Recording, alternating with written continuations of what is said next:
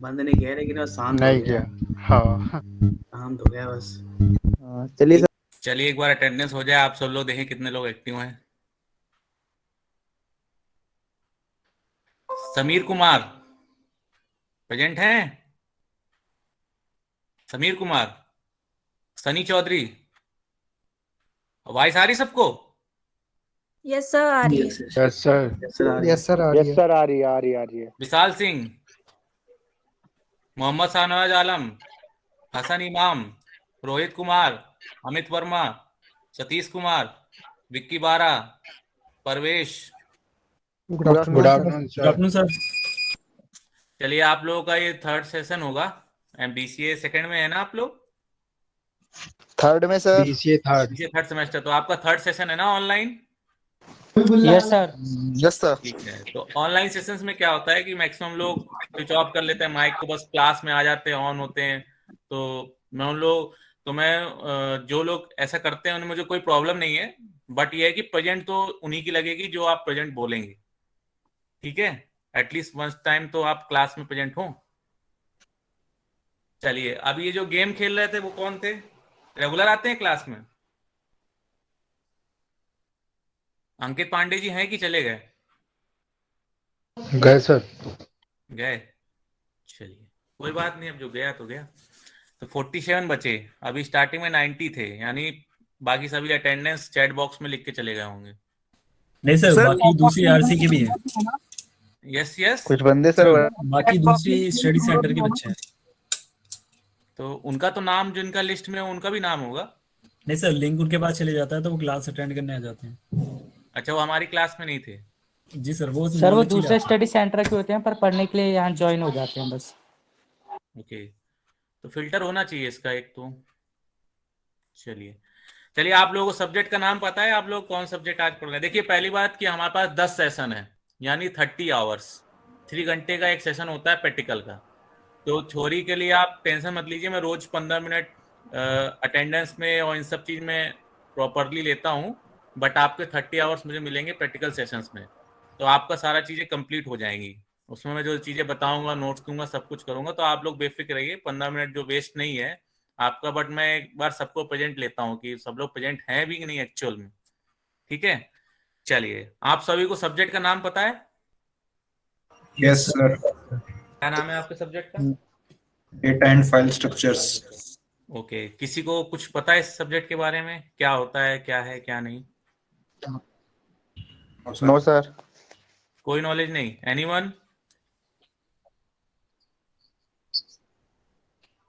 Okay, data store database में ही हो सकता है? Yes sir. मैक्सिमम कैपेसिटी कैसे बिल्ड कर सकते हैं सर? डेटा में जो डेटा बेस है सर, उसमें अरेंज में स्टोर कर दो, दोनों होता है ना। डेटा स्टोर ठीक है, बट डेटा स्टोर तो डेटाबेस में होता है ना। एफिशिएंट प्रोग्रामिंग के लिए करते यस सर, डेटाबेस में ही होता है। ओके, तो हम तो डेटा एंड फाइल स्ट्रक्चर की बात कर रहे हैं। डीबीएमएस पढ़ा आप लोगों ने अभी तक? Yes sir. हैं। शुरू करें। जी सर। हाँ जी, हाँ जी, ताहिर जी बोलिए। एनोनिमस कौन है? सर हम हैं। हम है कौन? हम सर संभव। संभव? Yes sir. आपकी तो अटेंडेंस में नाम नहीं था। सर हम इस सेंटर से नहीं है सर। अच्छा, किस सेंटर से हैं आप? सर हम आरसी पटना से। आरसी पटना से, अच्छा। तो आपके पास बुक्स वुक्स सब अवेलेबल हो गई? यस सर है। बुक्स हैं? ओपन किया Yes, किसी ने बुक? Yes sir. किया था? तो पहला क्या लिखा था पहले बुक में? फर्स्ट फ्रंट पेज में क्या है स्टार्टिंग के फर्स्ट यूनिट में?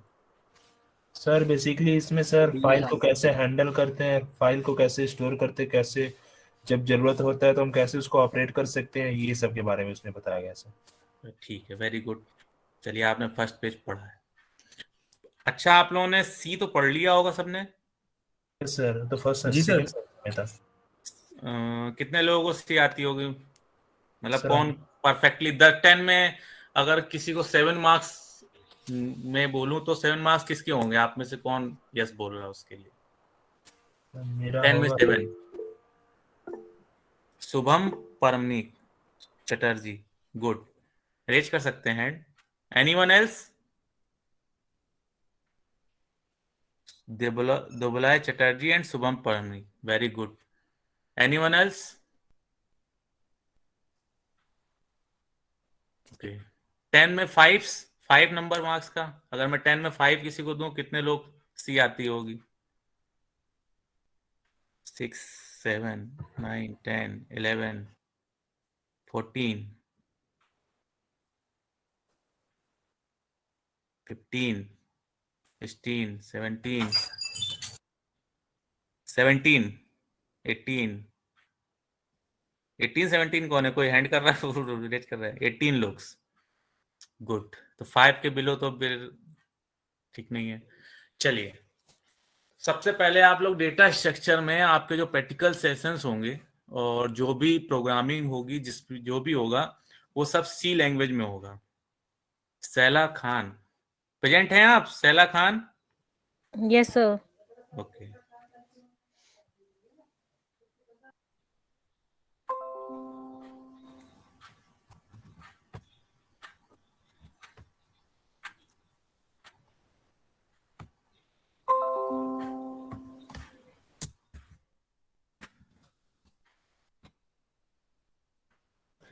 सी लैंग्वेज आप सभी लोग कह रहे हैं, तो आप लोग की जितनी भी प्रोग्रामिंग होगी और जितना भी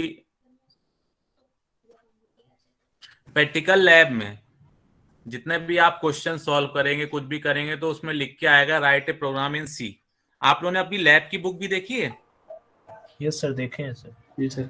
उसमें क्या लिखा होता है? पहले क्वेश्चन लिखा हो write a programming in C. Yes ना? तो नेक्स्ट वीक से आपका सेशन भी स्टार्ट है। तो फर्स्ट ऑफ ऑल आप लोगों को सी प्रोग्रामिंग लैंग्वेज तो आना मस्ट है। तो जिनको नहीं आती वो भी स्टडी करें। मैं यूआरएल भी दे दूंगा, अगर किसी को स्टडी मटेरियल चाहिए सी का, डेटा स्ट्रक्चर का, तो एक है, तो उसमें मैं यूआरएल आप लोगों को प्रोवाइड करा दूंगा। सर दे देना सर, मुझे नहीं आती बिल्कुल। दे दीजिएगा सर। जिनको नहीं आती बिल्कुल, उनको बहुत प्रॉब्लम हो जाएगी प्रैक्टिकल्स में, है ना? फिर आप लोगों को सर, अभी आप चैट बॉक्स में डाल सकते हैं लिंक। हाँ, मैं डाल दूंगा, मैं सब कर दूंगा। तो आप सभी लोगों को सी आना बहुत इंपॉर्टेंट है इसके लिए, आगे के लिए, सब जगह के लिए, पूरे उसके लिए, क्योंकि सी के बिना आप कैसे प्रोग्रामिंग करेंगे वो सॉल्व। और सी तो अभी हम डेटा एंड फाइल स्ट्रक्चर पढ़ाएंगे, तो सी का तो हम लर्निंग नहीं करा पाएंगे। सी एक अलग ही पूरा टॉपिक है। तो जिन्होंने बिल्कुल सी नहीं आती उनका क्या रीजन है? जिनको बिल्कुल सी नहीं आती, अभी किसी ने बोला? मुझे सर।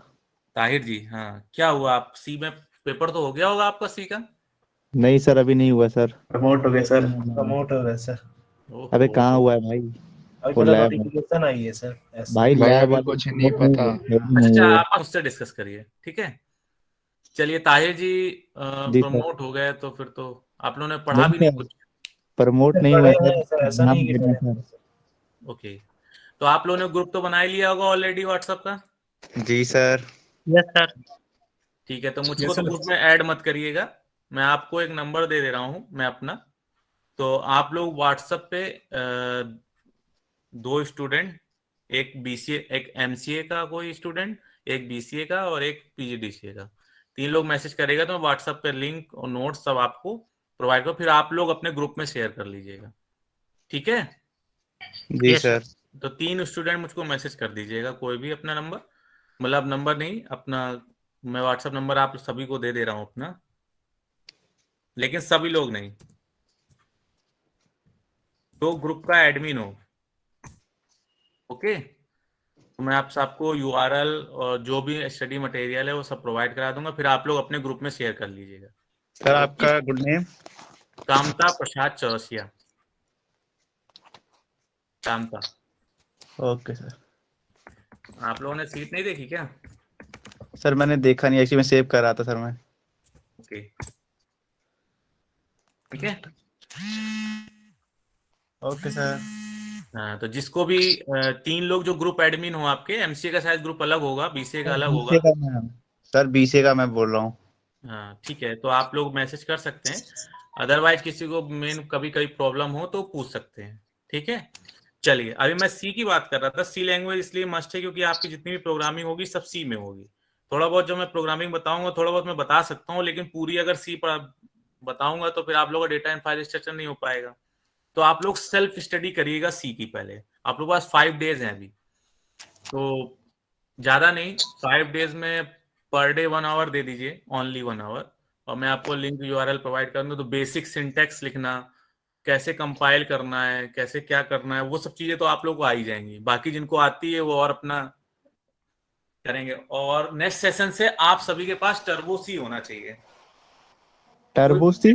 हाँ, क्योंकि एक्सटेंडेड विजुअल वर्जन स्टूडियो है तो सर उससे भी VS दिक्कत कोड होगा। है।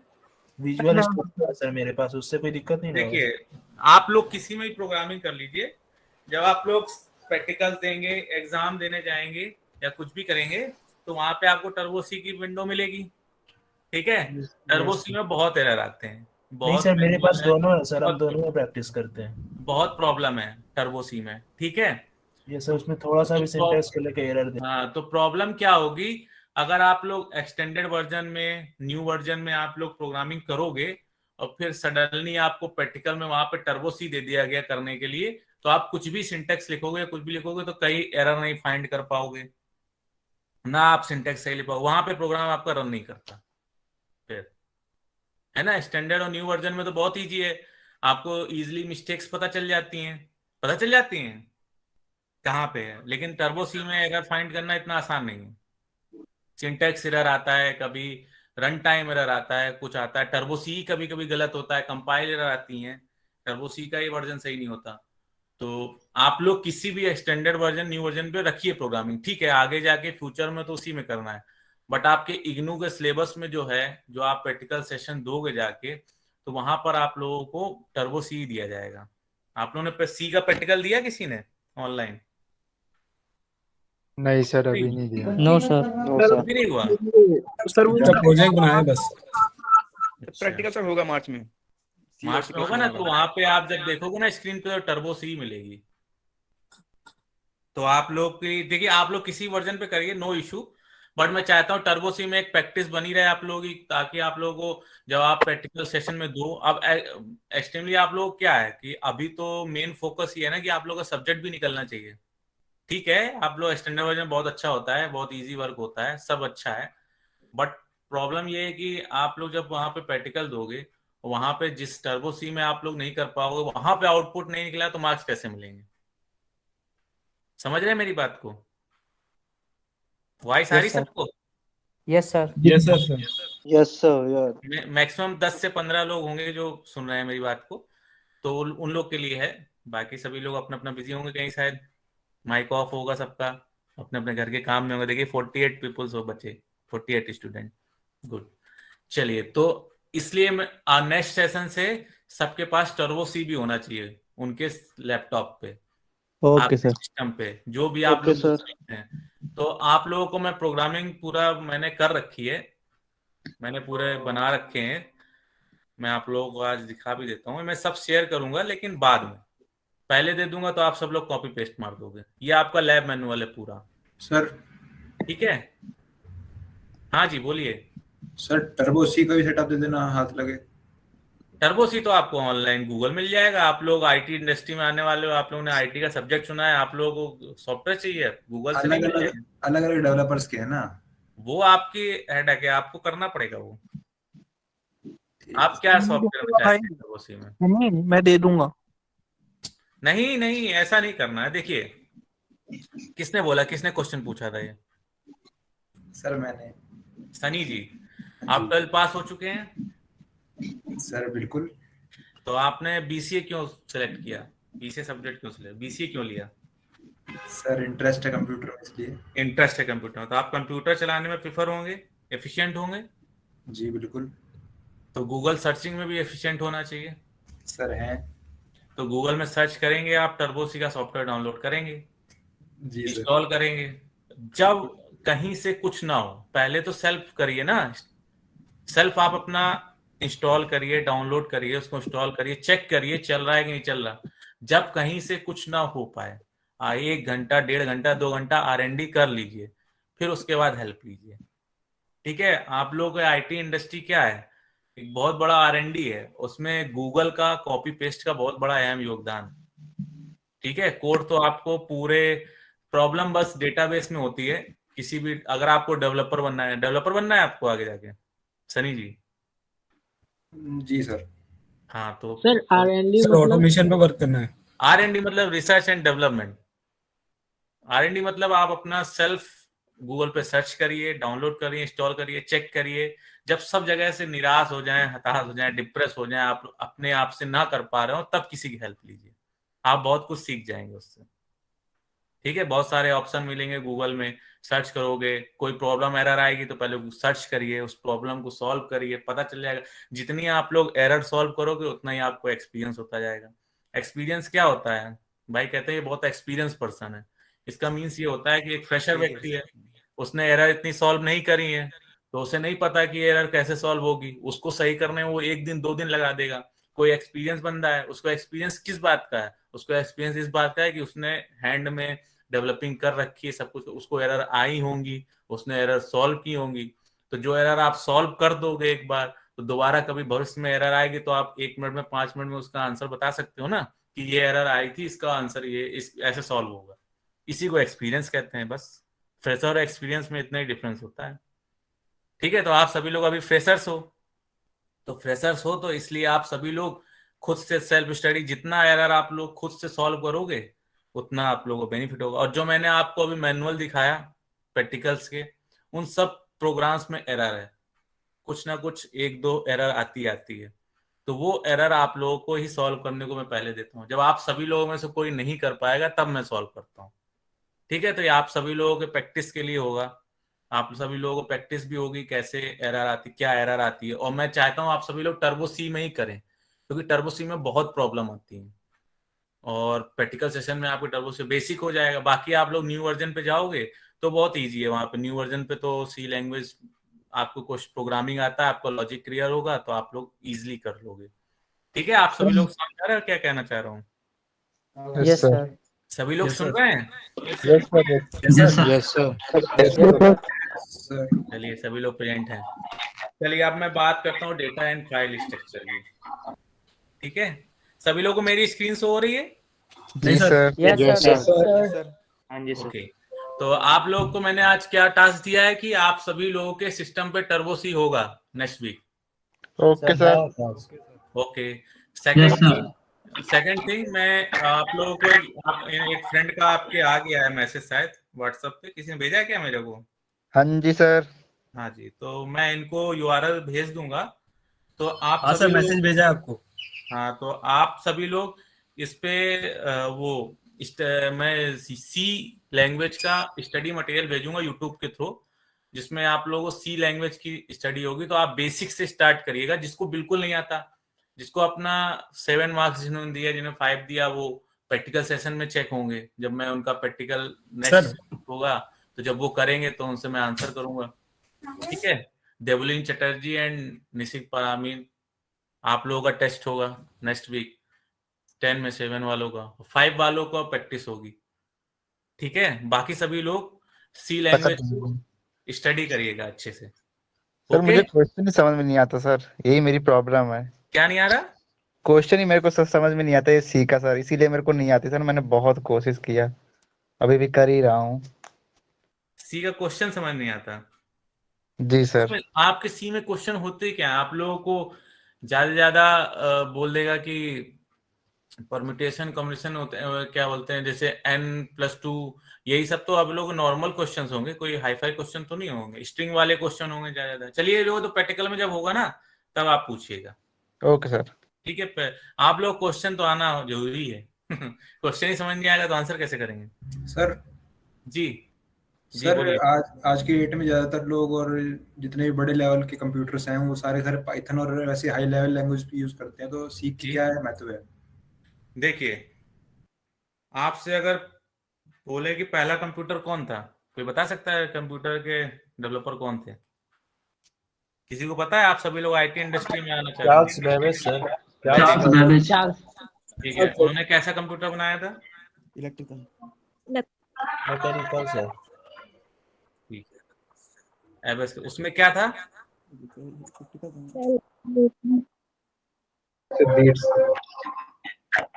कैलकुलेशन। ठीक है, आज इतनी नई टेक्नोलॉजी आ गई, कैलकुलेशन कैसे हो रही है? किस मेथड से हो रही है? कैलकुलेटर से। प्रोग्रामिंग के मेथड से सर। हाँ, उस समय भी उन्होंने कैसे करी होगी चार्ल्स बेबेज ने? सर मैथ का यूज करके सर। हाँ, तो आप लोग का एक बेसिक होता है, जैसे आप लोगों को डीबीएमएस पढ़ाया जाएगा, ठीक है? तो DBMS is a base of database. तो इसी तरह एक प्रोग्रामिंग लैंग्वेज का जो बेस होता है वो सी प्रोग्रामिंग लैंग्वेज है। सी प्रोग्रामिंग लैंग्वेज में अगर आपको डेटा टाइप पढ़ाया जा रहा है कि इंटीजर में 4 कैरेक्टर होता है, तो आप चाहे डॉटनेट लो, चाहे जावा लो, चाहे सी शार्प लो, चाहे जे शार्प लो, चाहे पाइथन लो, कुछ भी लो, वहां पे इंटीजर का मतलब चेंज थोड़ी ना हो जाएगा कि इंटीजर से वो फ्लोट हो जाएगा। हो जाता है? No sir. No sir. चलिए लॉजिक की बात कर लेते हैं। अगर आपने सी में लॉजिक लगाया है 2+2, 2 वेरिएबल लिए, उनको टोटल किया और थर्ड में आउटपुट दिखाया, सी में आप यही किया, ठीक है? यही तो लिख करते हैं ना, 2 वेरिएबल लेंगे ए और बी, a+b करेंगे इक्वल टू सी में आउटपुट दे देंगे, तो सी जो होगा वो आउटपुट हो जाएगा 2 का ऐड अगर फंक्शन यूज करेंगे। आप सी शार्प में आ जाओ, आप जावा में आ जाओ, आप पाइथन में आ जाओ, लॉजिक क्या लगेगा? लेकिन सर लिखने का तरीका तो बदल जाता है। डिफरेंट तो सिंटेक्स ही होगा ना। अगर आप सी सीख लिए, सी में लॉजिक पता है आपको कि कैसे वेरिएबल लिया जाता है, कैसे डेटा टाइप लिया जाता है, वेरिएबल डेटा टाइप लॉजिक लगाना, कैसे इफ एल्स का प्रयोग, कैसे वाइल का डू वाइल, आपको यही सब तो चीजें सी में पढ़ाई जाती हैं। Yes sir. क्यों Yes, sir. महेंद्र जी, आप क्या Yes, पढ़ते sir, हो? अरे भी है। एल्स स्टेटमेंट पढ़ते हो, डू वाइल पढ़ते हो, लॉजिक लगाना पढ़ते हो, कैसे सिंटेक्स लिया जाता है, कैसे फंक्शन बनाया जाता है, कैसे रिट्राइव किया जाता है डेटा, कैसे प्रिंट किया जाता है, कैसे किया गया। अब आपको अगर सी आ गई, अब आप पहले अगर मान लीजिए पीएचपी सीखना चाहते हैं, तो पीएचपी में डिफरेंट क्या है, डॉटनेट सी शार्प सीखना चाहते हैं, डिफरेंट क्या है, आप यहाँ पे लिख देते हो इंट सी करके लिखते हो, प्रोग्रामिंग लिखते हो, एक आपको ब्लैक कलर की स्क्रीन होती है उस पर लिखते हो, वहां पे भी एक डॉटनेट में कंसोल होता है, वहां पे भी आप लिखोगे तो एक क्लास बना लेते हो। C++ में क्लास सिखाया जाता है आपको बनाना, जब C++ आ जाती है ऑब्जेक्ट ओरिएंटेड लैंग्वेज। तो इसी तरह वहां पे भी, लेकिन आपका लॉजिक तो सेम होता है ना, आपका लॉजिक कभी चेंज हुआ? आपका बेस अगर स्ट्रांग है तो आप किसी भी लैंग्वेज में 1 महीने में कवर पा जाओगे। जैसे आपको सी आती है तो आप किसी भी लैंग्वेज में जाना चाहते हो आपको आ जाएगी, लेकिन पाइथन और जो आपकी वो लैंग्वेज है तो वो अलग ही टाइप की लैंग्वेज है, ठीक है? तो आजकल मार्केट में चल रहा है, बट आप बेस देखिए, अगर आप लोग पाइथन जिसने बोला है उसका फ्रेशर के लिए क्या स्कोप है? किसने बात की थी पाइथन की? मैंने। सनी जी। जी। सनी जी आप बताइए पाइथन का क्या स्कोप है फ्रेशर के लिए? आपने देखा कभी मार्केट में पाइथन कितना इस फ्रेशर के, पाइथन लैंग्वेज और फ्रेशर कितनी रिक्वायरमेंट, कितनी वैकेंसी है? सर पाइथन की मैंने पोटेंशियल देखी है, वो कहाँ का इस्तेमाल होता है आज की डेट में। होता है नहीं, मैं आपसे, आपको अल्टीमेटली क्या गोल है आपका? जॉब? नहीं पाइथन सर। के थ्रू, पाइथन के थ्रू ना? सर साइबर सिक्योरिटी साइड में। हाँ, cyber security, artificial intelligence is a future. Sir automation में भी यूज होता है ये। ऑटोमेशन, ये सब फ्यूचर का डेवलप, आगे जाके प्रोग्रामिंग भी रोबोटिक हो जाएगी, प्रोग्रामिंग पूरी पूरी आपकी। तो ये cyber security is a good future, good मतलब थिंकिंग। बट फ्रेशर के लिए क्या, मैं पूछ रहा हूँ, फ्रेशर्स एज ए फ्रेशर आपके लिए कितनी रिक्वायरमेंट है, कितना मार्केट में आपको कंपटीशन है आपका? कुछ आप लोगों ने सर्च किया, कुछ देखा कभी कुछ भी? हाँ सर, इसकी डिमांड बहुत है। डिमांड बहुत है, बट एक्सपीरियंस आता है कि फ्रेशर्स को लिया जाता है? Sir minimum 1 year experience compulsory है, मिनिमम। सर ऐसा नहीं होता। 1 ईयर एक्सपीरियंस कहाँ से आएगा? सर ऐसा नहीं होता। हाँ जी, सर बताइए। सर एक कंपनी पूरा देखती है कि जैसे उनकी जो रिक्वायरमेंट्स है, जैसे अगर हमने C++ की हुई है तो वो अपने रिक्वायरमेंट से बुलाते हैं। अब हर सेक्टर का हर है, जिसको डेवलपर बनना है और वो डेवलपर भी अपनी चीज में बनेगा। अब सर जैसे साइबर सिक्योरिटी, उसमें पाइथन मांगते हैं और C++ मांगते हैं जी। साइबर सिक्योरिटी है। और जैसे अलग अलग हो गए, जिसको अपनी टेक्स्ट स्क्रीन बनानी है फिर उसके लिए अलग सर डेवलप है ना सर? ये तो आप एमएनसी की बात कर रहे हो ना? सर MNC की बात कर रहा हूँ सर मैं। हाँ जी। आपको एमएनसी कितनी है? Yes sir. एमएनसी कितनी है देश में, कंट्री में एमएनसी कितनी है? अगर दिल्ली की बात करें तो सर हाईएस्ट तो सर गुड़गांव में है। नहीं, हाउ मैनी, कितना होगा लमसम? सर ज्यादा से ज्यादा 20% है MNC। ओके, तो आप हिमांशु होता क्या है? competition क्या है? कौन क्या इसका? आपकी मार्केट वैल्यू क्या है आज? सर अगर कंपेयर टू बीटेक करेंगे तो उनकी 60% होगी बीटेक वालों के। नहीं, आप लोगों का कंपटीशन क्या है आजकल? कंपटीशन किस लेवल का है? सर हाई कंपटीशन है। Very high sir knowledge competition. And experience completion इसी के बेस पे होता है। हमारा नॉलेज अगर कम हो तो भी चल जाएगा, लेकिन आपके पास एक्सपीरियंस है तो आपको जॉब इजीली मिल जाती है। ऐसा नहीं है भाई, सिर्फ नॉलेज नहीं होना चाहिए, नॉलेज होनी चाहिए, एक्सपीरियंस का नहीं होता। जो अभी से डेवलप कर रहे हैं और जिनके पास एक्सपीरियंस है वो इतना नहीं कर सकते, लेकिन नॉलेज वाले ज्यादा कर। फर्स्ट कॉल तो अच्छा एक्सपीरियंस चलिए चलिए, मुझसे डिस्कस करिए। अच्छा चलिए महेंद्र जी, एक्चुअली जी में सर। क्या है कि नॉलेज तो इम्पोर्टेंट रखती है हर जगह। नहीं सर, नॉलेज है, लेकिन फर्स्ट कॉल के लिए आपका एक्सपीरियंस मैटर करता है हाँ इस टाइम पे। देखिए, आजकल क्या प्रॉब्लम है, फ्रेशर्स के लिए थोड़ा सा प्रॉब्लम ज्यादा है ना। फ्रेशर्स की वैकेंसी बहुत कम निकलती हैं, तो आप लोगों को बेस तो ऐसे ही बनाना पड़ेगा। या तो देखिए, PHP .NET का इजी जॉब है, मतलब PHP .NET का इतना ज्यादा आपको घुसने, एक एंट्री पॉइंट होता है ना, एंट्री चाहिए आप लोगों को। तो आप लोगों को एग्जाम्स होते हैं, वो क्रैक करिए, सर्टिफिकेशन लीजिए, सर्टिफाइड हुई है किसी में, तब आप लोगों को बेनिफिट जी है ना। सर, ये भी चलिए, एक ये ऑप्शन सब है। चीजें अलग हैं। आपने पाइथन बोला, लेकिन आज हमारा पाइथन टॉपिक है। जब कभी हमारा प्रैक्टिकल सेशन में टाइम होगा, जब मैं प्रैक्टिकल कराऊंगा, तो ये पूरा अच्छे से डिटेल्स डिस्कशन करेंगे, ठीक है ना। बाकी अदर स्टूडेंट्स भी हैं, तो हम लोग अब सब्जेक्ट पे आते हैं, ठीक है। तो चलिए, तो मैं कहाँ बोल रहा था? हाँ, सी का मैं URL प्रोवाइड करा दूंगा, तो आप लोग ग्रुप में शेयर कर लीजिएगा, ठीक है। चलिए, सबको स्क्रीन मेरी शो हो रही है? Yes sir. Yes sir. Okay. तो सबसे पहला हमारा टॉपिक है एल्गोरिथम, बुक का। आप सभी लोग पास बुक्स हैं? Yes sir. Yes sir. Yes sir. Anyone जिसके पास बुक ना हो? सर मेरे पास सॉफ्ट कॉपी है, हार्ड कॉपी नहीं है बुक की। नहीं, अब हार्ड कॉपी की तो जरूरत भी नहीं है, अब सब सॉफ्ट कॉपी चलती है। सबके पास सॉफ्ट कॉपी की हार्ड कॉपी भी है? सर सॉफ्ट कॉपी है। हार्ड हार्ड भी मिल जाएगी, सेंटर से जाके ली होगी आप लोगों ने।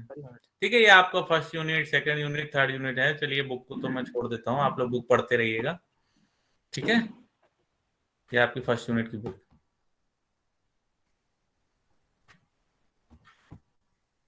चलिए, एल्गोरिथम, कोई बता सकता है एल्गोरिथम क्या होती है? एल्गोरिथम सर एक तरह से सर मतलब इसमें सर सारा कोड और सिंटैक्स को सर मतलब तो हम लिखते हैं ना प्रोग्राम, समराइज रहता है सर इसमें। तो हम प्रोग्राम लिखते हैं ना, क्यों बनाते हैं हम इसको सर एल्गोरिथम क्यों? एल्गोरिथम हम इसलिए बनाते हैं कि जब हम जो प्रोग्राम लिखते हैं कोई भी कंप्यूटर पे, उसके स्टेप वाइज समझने के लिए कि वो कैसे लिखते हैं। जैसे अगर हमने सम का प्रोग्राम लिखा, तो फर्स्ट हम उसको पहले हम इंट लेंगे, डेटा अपना डेटा टाइप लेंगे, फिर सर उसको A एंड B लेंगे, फिर उसको हम अपना सी आउट में डालेंगे, फिर उसको सम करेंगे। तो सर ये स्टेप्स होते हैं, पूरा बताने के लिए हम एल्गोरिथम बनाते हैं। अच्छा चलिए, ठीक है। कंप्यूटर कंप्यूटर में इनपुट क्या लेता है? जैसे कंप्यूटर में आप ए क्लिक करते हो, ए सामने आ जाता है, बी आ जाता है, आप प्लस करते हो, प्लस साइन प्लस करके दे देता है मॉनिटर। वो तो सब सिर्फ आउटपुट डिवाइस है ना, ओनली। मॉनिटर तो आपका आउटपुट डिवाइस हो गया ना, ओनली। कंप्यूटर के बारे में बात कर रहा हूँ, आउटपुट डिवाइस है। जो आप एंट्री कर रहे हो, जो आप फंक्शन परफॉर्म कर रहे हो, वो ऑटोमेटिक मॉनिटर पे आता है। तो किसके थ्रू आता है? वो ऑटोमेटिक आ जाता है क्या? उसके लिए कुछ ना कुछ तो लिखा गया होगा। सर लॉजिक से। हाँ, क्या लिखा होगा? प्रोग्रामिंग करी होगी किसी ने, उसको चिप प्रोग्रामिंग बोलते हैं। चिप लगी हुई है इसमें, है ना? क्यों है ना? चिप प्रोग्रामिंग है ना, माइक्रो प्रोसेसर है, माइक्रो प्रोसेसर में हो रखा। आप A प्लस बी, आप 7+8 लिखते हो, 15 दे देता है ना लिख के। तो क्या ऑटोमेटिक कंप्यूटर है माइंड? कंप्यूटर के पास माइंड है? नहीं सर, उसमें जो चीज पहले से फीड है उसका आउटपुट देता है वो। बिल्कुल, आप सही बात पकड़े आप लोग, कि कंप्यूटर का कोई माइंड तो है नहीं। कंप्यूटर में आप जो लिखोगे, जो भी कर रहे हो ऑटोमेटिक पहले से उस प्री डिफाइंड स्ट्रक्चर है, प्री डिफाइंड प्रोग्रामिंग लैंग्वेजेस, उसमें ऑटोमेटिक फीड्स हैं, आप उसमें एक्स्ट्रा कुछ कर सकते हो।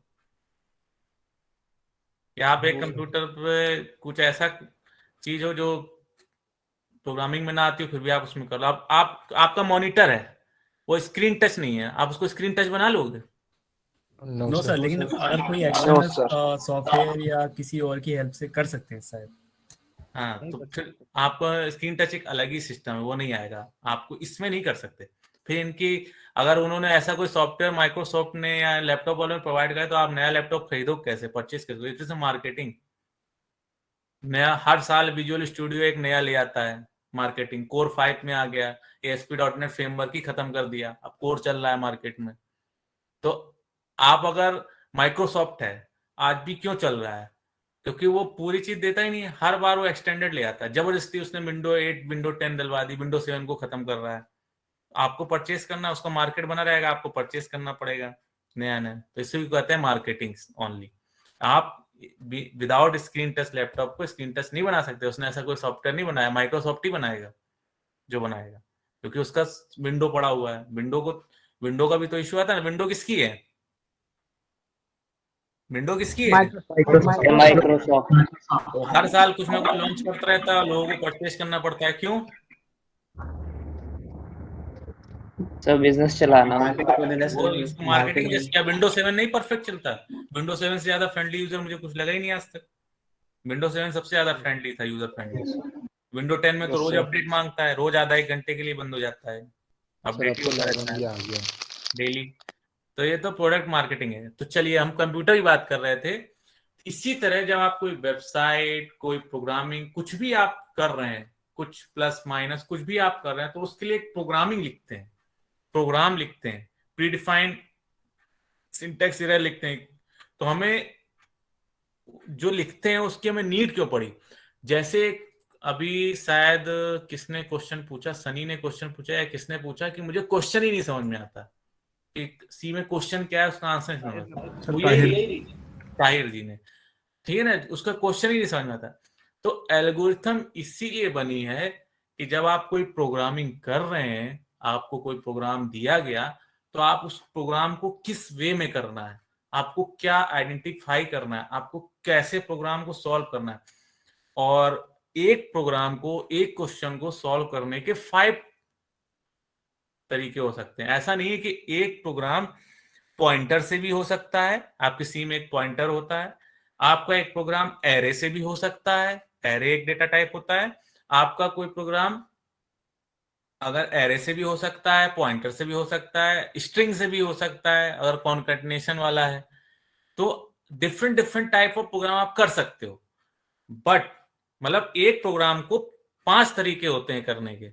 लेकिन हमें कौन सा सिलेक्ट करना है? हमें सिलेक्ट करना है एक मैनेज डिफाइंड में, कि जिसमें कॉस्ट कम लगे, जिसमें टाइम कम लगे।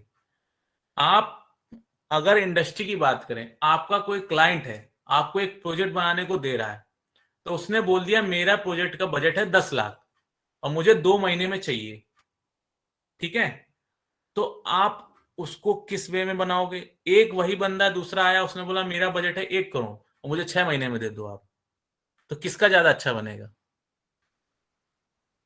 हेलो, 6 महीने वाले का। क्यों? क्योंकि उसमें ज्यादा टाइम मिल रहा है उसे करने के लिए। पैसा भी मिल रहा है। Yes sir. लेकिन ऐसा नहीं है, हम बना सकते हैं, प्रोग्रामिंग कर सकते। उसमें क्या होगा, 6 मंथ वाले में सिक्योरिटी फीचर्स और वो टाइम लग, कोई ऐसा कुछ नहीं, हार्ड एंड फास्ट रूल नहीं होता। प्रॉब्लम क्या है कि आप लोगों को एक कॉस्ट है, उसमें बंध गए। तो आप लोग कर अच्छा सकते हो, बट आप लोग पास टाइम लिमिट भी है, ठीक है? तो हम कोई भी प्रोजेक्ट बनाते हैं तो उसका कॉस्ट पहले से डिफाइन होता है कि इससे ज्यादा कॉस्ट नहीं होगी, इससे ज्यादा टाइम नहीं लगना चाहिए। तो उस बेस पे हम प्रोग्राम, तो हमारे पास जो 5 तरीके हैं, 5 तरीकों में से क्या हो सकता है, एक जो तरीका है उसमें टाइम कम लग रहा हो लेकिन कॉस्ट ज्यादा लग रही हो। दूसरा जो तरीका हो उसमें मेमोरी ज्यादा ऑक्यूपाई हो रही हो लेकिन टाइम कम लग रहा हो। तीसरा जो तरीका हो वो बहुत हायर लेंदियर हो लेकिन सिक्योर हो, ठीक है? तो ये हमारे प्रोजेक्ट पे डिपेंड करेगा ना, हम 5 तरीकों में से कौन सा तरीका यूटिलाइज करें। ये हमारे क्लाइंट की रिक्वायरमेंट पे होता है। ठीक है, समझे मेरे एवरीवन? Yes sir. कॉस्ट और टाइम। ठीक है, इसमें कॉस्ट तो हो गया मनी, एक होता है मेमोरी। आप किसी प्रोग्राम को सॉल्व कर रहे हो तो कितनी मेमोरी उसमें ऑक्यूपाई हो रही सिस्टम की, जितनी सिस्टम की मेमोरी ऑक्यूपाई होगी उतना रैम टाइमिंग लेगा उसको एग्जीक्यूट करने का। तो हमें टाइम और मेमोरी को मैनेज करना पड़ता है। कभी कभी अगर हमें बहुत मेमोरी की कोई इशू नहीं है, मेमोरी का कोई दिक्कत नहीं है, कॉस्ट का कोई प्रॉब्लम नहीं है, टाइम बस हमारी प्रॉब्लम है, टाइम कम होना चाहिए। तो हमारे पास 3 नोटेशन दिए गए हैं, ओमेगा, थीटा। तो हम क्या करते हैं, हम कॉस्ट के साथ और हम मेमोरी के साथ मैनेज कर लेते हैं और टाइम को कंसर्न करते हैं। कहीं ये होगा कि हमें टाइम का कोई इशू नहीं है, अपना गवर्नमेंट वेबसाइट देखिए, आप क्लिक करते हो तो 5 मिनट बाद खुलती है, सर्फिंग हो गई, हमें टाइम का इशू नहीं है, कभी भी खुल जाए। तो आप क्या क्या, कॉस्ट कम लगेगी, मेमोरी कम लगेगा, टाइम बढ़ जाएगा, है ना, मेमोरी ज्यादा लेगी। तो इस बेसिस पे हम प्रोग्रामिंग करते हैं। तो एल्गोरिथम का कॉन्सेप्ट इसलिए आया कि जब आपको कोई प्रोग्राम दिया जाएगा, किसी प्रीडिफाइंड इंस्ट्रक्शन होंगे, प्रीडिफाइंड इंस्ट्रक्शन प्रोवाइड कराए जाएंगे, कुछ कराए जाएंगे, तो आप लोग को एक तरीके पता होना चाहिए कैसे हमें करना है। तो उसके लिए एल्गोरिथम प्रोवाइड करेगी। An algorithm is important in optimizing a computer program according to the available resources. आपके पास कैसे रिसोर्सेज हैं उसके बेस पे कंप्यूटर प्रोग्राम को ऑप्टिमाइज करती है एल्गोरिथम। ठीक है, आप लोग इतनी नॉर्मल इंग्लिश तो समझ में आती होगी ना? Hello? Yes sir. Yes sir. Okay, मैं Yes, पूरा sir. हिंदी में ही कोशिश करता हूँ, क्योंकि इंग्लिश ज्यादा बोलने से फिर वो हवा में बोर होने लगते हैं आधे ज्यादा लोग। ठीक है, तो an algorithm is important in optimizing a computer program according to the available resources. मैंने जो आपको बात समझाई, अवेलेबल रिसोर्सेज मीन कोई क्लाइंट होगा जिसको कॉस्ट से कोई लेना देना नहीं, कॉस्ट कितनी भी हो जाए, प्रोग्राम प्रोजेक्ट अच्छा हो। कोई कहेगा मुझे टाइमिंग कम चाहिए, कोई कहेगा कोई मुझे मेमोरी कम लगे। तो अपने अपने रिसोर्सेज। तो हमने बताया कि एक प्रोग्राम को करने के तरीके होते हैं 5। तो हमें क्या करना होता है, जो हमारे अवेलेबल रिसोर्सेज हों उसमें कंप्यूटर प्रोग्राम को ऑप्टिमाइज करना। ऑप्टिमाइज का मतलब सब लोग समझते हैं? हेलो, सबको मेरी वॉइस आ रही? सर बेटर बनाना। किसको ऑप्टिमाइजिंग का मतलब नहीं पता? टाइम के बीचों बीच। एनीवन जिसको ऑप्टिमाइजिंग का मतलब नहीं पता? चलिए next. Ultimately when anyone decide to solve a program through better algorithms, then searching for the best combination of program, speed and least amount of memory consumption is desired. अगर कोई programme हम बना रहे हैं, कोई एल्गोरिथम बना रहे हैं, तो हम सर्च करते हैं बेस्ट कॉम्बिनेशन, किसके बेस पे? स्पीड और least amount of memory consumption. Least memory consumption हो और स्पीड क्या हो, फास्ट हो। इतनी चीज समझ में आई सबको? यस बोलते जाइए। Yes sir. एक्चुअली में आप लोग मुझे दिख नहीं रहे ना, Yes, sir. तो ये होता है कि कोई सामने है भी नहीं, प्रेजेंट की नहीं। ओह सॉरी, आप लोगों को स्क्रीनशॉट लेना था मेरे को। एक मिनट, मैं स्क्रीनशॉट ले लूं, 1 मिनट है? अच्छा सर, इस पीपीटी को आप सर ग्रुप में भेज सकते हैं? हाँ मैं सब कर दूंगा, आप लोगों को सब मिलेगा, आप लोग परेशान मत होइए। Yes. ठीक है, मैं सब कर दूंगा, प्रोवाइड करा दूंगा।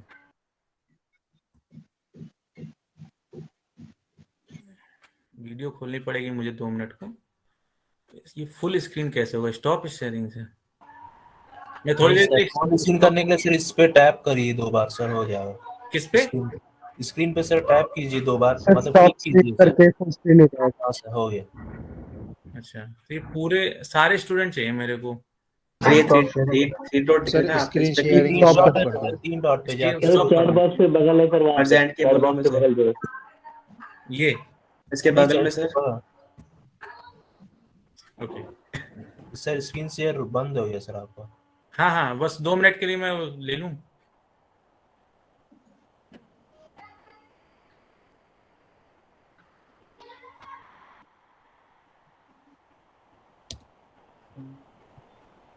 ये तो movie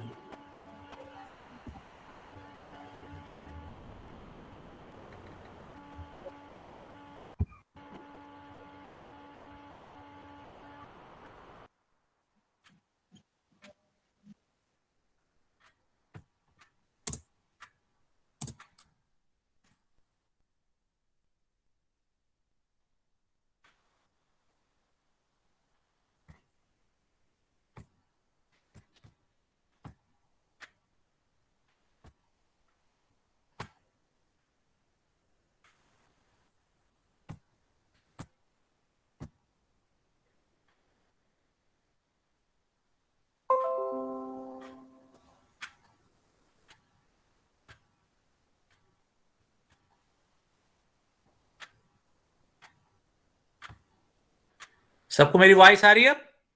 yes yes sir. Sir. Yes sir. Yes sir. Yes, sir. Okay, चलिए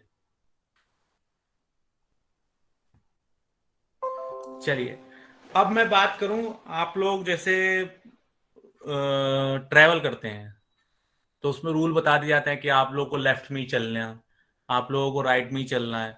कभी कभी इशू आता है कि आप लोग को रोड क्रॉस कैसे करनी है, आपको पहले से रूल्स बताए जाते हैं ना, कि पता तो होते हैं ना, ट्रैफिक के रूल्स पता है नहीं, सबको पता है, इतना तो पता ही Yes, होगा sir. सबको ट्रैफिक रूल्स Yes, क्या sir. होते हैं। इसी तरह Yes, sir. जब हम कोई प्रोग्रामिंग करते हैं या कुछ करते हैं तो हमारे भी प्री डिफाइंड रूल्स होते हैं, किसी प्रोग्राम को करने के लिए, किसी कोड को करने के लिए प्री डिफाइंड रूल्स होते हैं, उसी रूल के बेस पे प्रोग्रामिंग होती है। तो जो आपका data and file structure subject है वो आपको एक रूल प्रोवाइड करा रहा है कि आपको लीस्ट अमाउंट और इसके बेसिस पे आपको कैसे सॉल्व करने हैं प्रोग्राम्स। ठीक है, तो इसीलिए हम डेटा एंड फाइल स्ट्रक्चर लेते हैं। How we store, how we implement, how we solve the problem, in what way. What way means least memory of consumption and program speed. Okay, तो हमारा सबसे पहला कॉन्सेप्ट होना चाहिए, आप data and file structure algorithm पढ़ रहे हैं, फाइल स्ट्रक्चर पढ़ रहे हैं, तो आपको पता होना चाहिए कि इसकी हमें नीड क्यों हुई। Need of algorithm is that to understand the basic idea of the problem.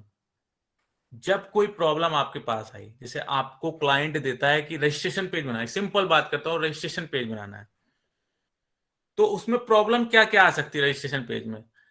आपका रजिस्ट्रेशन नंबर यूनिक होना चाहिए कि नहीं होना चाहिए, कि दो स्टूडेंट का एक रजिस्ट्रेशन नंबर होता है? नो सर, यूनिक होना चाहिए। No sir. है ना। अब कोई मेल और फीमेल है, ठीक है, अगर आप मेल और फीमेल का रेडियो बटन ना दें, ड्रॉप डाउन बॉक्स ना दें, तो गलती हो सकती है ना। अगर कोई टाइप करे तो मेल के एस लग सकता है, मेल में कोई स्पेस लगा के लिख दे, कोई फीमेल में कुछ गलती कर सकता है, इसलिए हम रेडियो बटन लेते हैं ना, कि कोई गलती ना हो, उसमें एम और एफ ही जाए। Yes Yes, sir. ये सब प्रॉब्लम का आप लोग आइडिया लगाओगे ना, कि अगर मैं रजिस्ट्रेशन पेज बना रहा हूं तो उसमें क्या क्या गलतियां हो सकती हैं। थर्ड थिंग, जो फोटो है, अगर मान लीजिए हम फोटो का साइज मिनिमाइज ना करें कि 20 MB की फोटो 2 MB की फोटो लगनी है, अब किसी ने हाई डेफिनेशन की फोटो अपलोड करनी चाहिए और उसमें कंडीशन ना लगी हो कि 2 MB से ज्यादा की फोटो ना अपलोड होनी चाहिए, तो फिर वो सर्वर हैंग होगा कि नहीं होगा? यस सर, फोटो अपलोड नहीं होगी, है ना। कोई हाई डेफिनेशन की 40 MB की पिक डालने लगे तो सर्वर कितना हैंग होगा, कितना मेमोरी यूटिलाइज होगा। तो ये सब चीजें जब आपको हमने आपको रजिस्ट्रेशन पेज दिया तो आप लोगों को पता होना चाहिए कि क्या क्या प्रॉब्लम आ सकती है इन फ्यूचर इस पेज को बनाने में।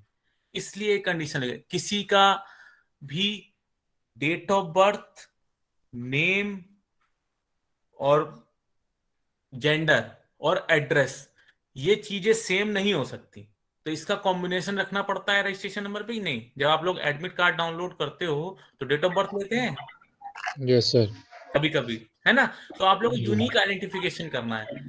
थर्ड थिंग, सेकंड थिंग, जब कोई सर्च करे डेटा को, तो हमें किस वे में डेटा को स्टोर कराना है डेटाबेस में। जब कोई सर्चिंग हो, जैसे IRCTC की वेबसाइट है, आप PNR नंबर डालते हो तो PNR नंबर से विद इन 2 to 5 सेकंड आपका PNR नंबर से पूरी डिटेल आ सकती है, लेकिन उस डेटाबेस के अंदर करोड़ों का डेटा सेव है कि नहीं? आप मानते हो नहीं मानते? Yes sir. Yes, sir. करोड़ों लोग टिकट कराते हैं डेली, होगा लाखों लोग होंगे। आप PNR नंबर डालते हो, आपका एट रैंडम 2 to 5 सेकंड में आ जाता है, विद इन 5 सेकंड तो मिलता होगा ना आप लोगों को। तो सोचिए, अगर आपने क्लस्टरिंग नहीं की, आपने डेटाबेस में क्लस्टरिंग नहीं करी, आपने डेटा से एक PNR यूनिक नंबर ना लिया होता, तो आप कैसे सर्च करते डेटा, कितना हैंग होता, है ना। तो एक कोई प्रॉब्लम आने पे हमें पहले आइडेंटिफाई करना पड़ेगा इस प्रॉब्लम का आइडिया क्या है, इस प्रॉब्लम को हम सॉल्व कैसे करें ताकि फ्यूचर में ये सब प्रॉब्लम ना आए। हम लोग को ये क्या बोलते हैं उसको, प्रोएक्टिव प्रोग्रामिंग। मतलब आप लोगों को देखिए, सब लोग पढ़ लेते हैं, आप सब लोग BCA कंप्लीट कर लोगे, आप सब लोग पढ़ोगे, आप सब लोग लैंग्वेज पकड़ लो, लेकिन जिसका लॉजिक क्लियर नहीं होगा, जिसका सेंस नहीं होगा, जिसके पास कि कैसे प्रॉब्लम को सॉल्व करें, तो जो आप कहते हो ना कंपटीशन, 10,000 लोगों में अगर एक वैकेंसी है तो एक का सिलेक्शन होता है ना। अगर 10,000 में एक वैकेंसी भी है तो उस एक का सिलेक्शन हुआ ना। तो जिस एक का सिलेक्शन हुआ तो उसने 9,000 को पीछे किया, 9,999 लोगों को पीछे किया। क्यों किया? क्योंकि उसके पास कुछ ना कुछ तो एक्स्ट्रा होगा। सब पढ़ के जाते हैं, सब यूपीएससी की तैयारी करते हैं, यूपीएससी की तैयारी लाखों लोग करते हैं, निकलते कुछ ही है। तो उनमें कुछ ना कुछ तो एक्स्ट्रा होगा ना। तो वो एक्स्ट्रा आप लोगों को खुद से ही लाना पड़ेगा। आपका ना कोई टीचर ला पाएगा, ना आप लोगों की कोई दूसरा कोई हेल्प कर ही नहीं सकता इसके लिए। जो एक्स्ट्रा चीज होती है लोगों में वो खुद से ही आती है। और खुद से आने का मैंने सबसे अच्छा तरीका बताया। आप लोगों को कोई भी प्रॉब्लम आती, कुछ भी आती, गूगल है आप लोग पास, इतने सारे आप लोग पास अवेलेबिलिटी, सबसे बड़ा यूट्यूब है। यूट्यूब, अगर यूट्यूब से बड़ा स्टडी पॉइंट तो कोई है ही नहीं आज के टाइम में मेरे लिए। हम जब पढ़ा करते थे, बीटेक किया 2012 समय, तो हमारे समय में इतना एक्सप्लोरेशन नहीं था। तो हम लोग को तो बुक खोजना पड़ता था, कहीं 123 पेज में लिखा है, कहीं 1000 पेज की बुक में देखना पड़ता। आप लोग तो विद इन 5 मिनट में आप डालिए यूट्यूब पे कि इसका इशू क्या होगा, इसका सॉल्यूशन क्या होगा, तो आप लोग को तुरंत मिल जाता है ना। तो आप लोग तो बहुत ईज में है आजकल। तो आप लोग अगर यूटिलाइजेशन करो यूट्यूब का तो बहुत अच्छा यूटिलाइजेशन होगा, गूगल का।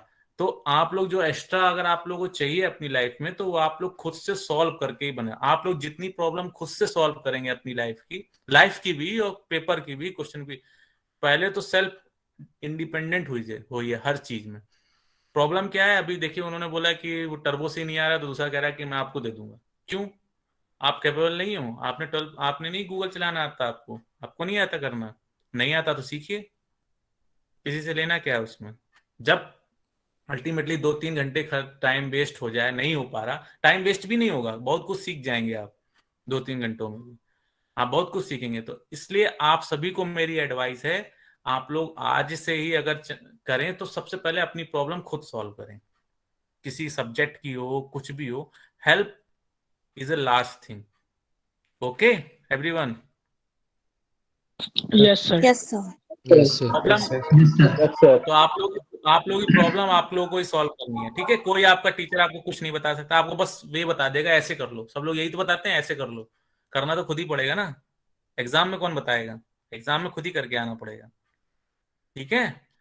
To find an approach to solve the problem. अब मैंने बताया कि एक प्रोग्राम को सॉल्व करने के 5 तरीके होते हैं। कोई पॉइंटर से भी कर लेता है, कोई स्ट्रिंग से कर लेता है, कोई किसी से कर लेता है, कोई किसी चीज से कर लेता है। तो हमें एक अप्रोच सिलेक्ट करना पड़ेगा। ये सिलेक्शन कैसे होगा? प्रॉब्लम से। प्रॉब्लम क्या क्या है उसका फिर आइडेंटिफिकेशन करोगे, प्रॉब्लम का आइडेंटिफिकेशन करोगे, आइडेंटिफिकेशन की बात करोगे हम किस अप्रोच से, किस प्रोग्राम से क्या क्या चीजें लें जिससे प्रॉब्लम सॉल्व हो जाए। यही करोगे ना आप लाइफ में भी यही करते हो ना। सोल्यूशन कोई परेशान होकर तो बैठना नहीं है किसी चीज में। प्रॉब्लम है उसको सॉल्व तो करना ही पड़ेगा, आप ही करना है। Third, to improve the efficiency of existing techniques. अगर कोई एग्जिस्टिंग टेक्निक्स है तो उसको इंप्रूव करो, उसको एफिशिएंसी को। तो इसलिए हमें need of algorithm to understand the basic principle of designing the algorithm. किसी प्रोग्राम को करने के बाद आप कोई एल्गोरिथम बनाते हो तो उसका बेसिक प्रिंसिपल आप लोगों को पता होना चाहिए। कैसे होगा, क्या डेटा टाइप होता है, क्या वेरिएबल्स होते हैं, क्या सिंटैक्स होते हैं, क्या फंक्शन होते हैं, ये सब चीजें उसके अंदर आती है ना। अगर आपको फंक्शन बनाना नहीं आता तो आप किसी प्रॉब्लम को सॉल्व नहीं कर सकते। आपको डेटा टाइप नहीं पता, आपको वेरिएबल नहीं पता, आपको सिंटैक्स नहीं पता लिखना, आपको प्रॉब्लम को सॉल्व कैसे करोगे? आप लोगों को तो बेसिक ही चीज नहीं पता, तो आप लोग बाकी की चीजें कैसे करोगे? ठीक है? To compare the performance of the algorithm with respect to other techniques. अगर आपने कोई चीज कर ली बट आपका जो साथी है, आपका जो कलीग है, मान लीजिए एक क्लाइंट ने आप लोगों को प्रॉब्लम दी, आपने तो कर लिया, आपके कलीग ने उससे कम टाइमिंग में, उससे अच्छे में, ये कंपटीशन हो गया मार्केट का।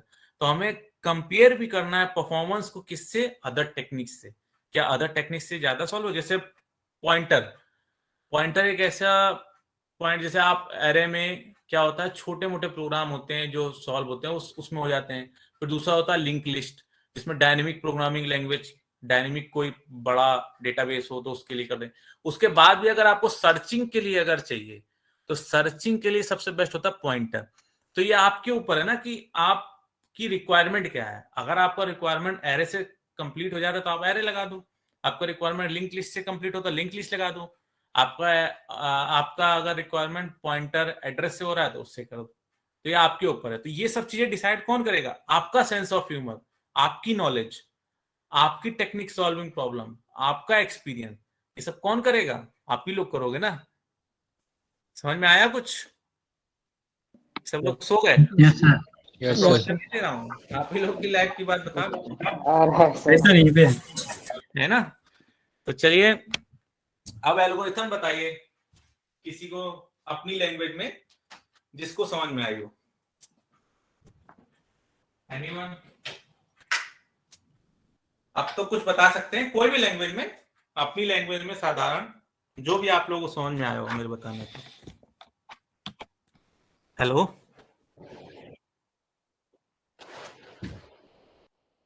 जी, वेरी गुड।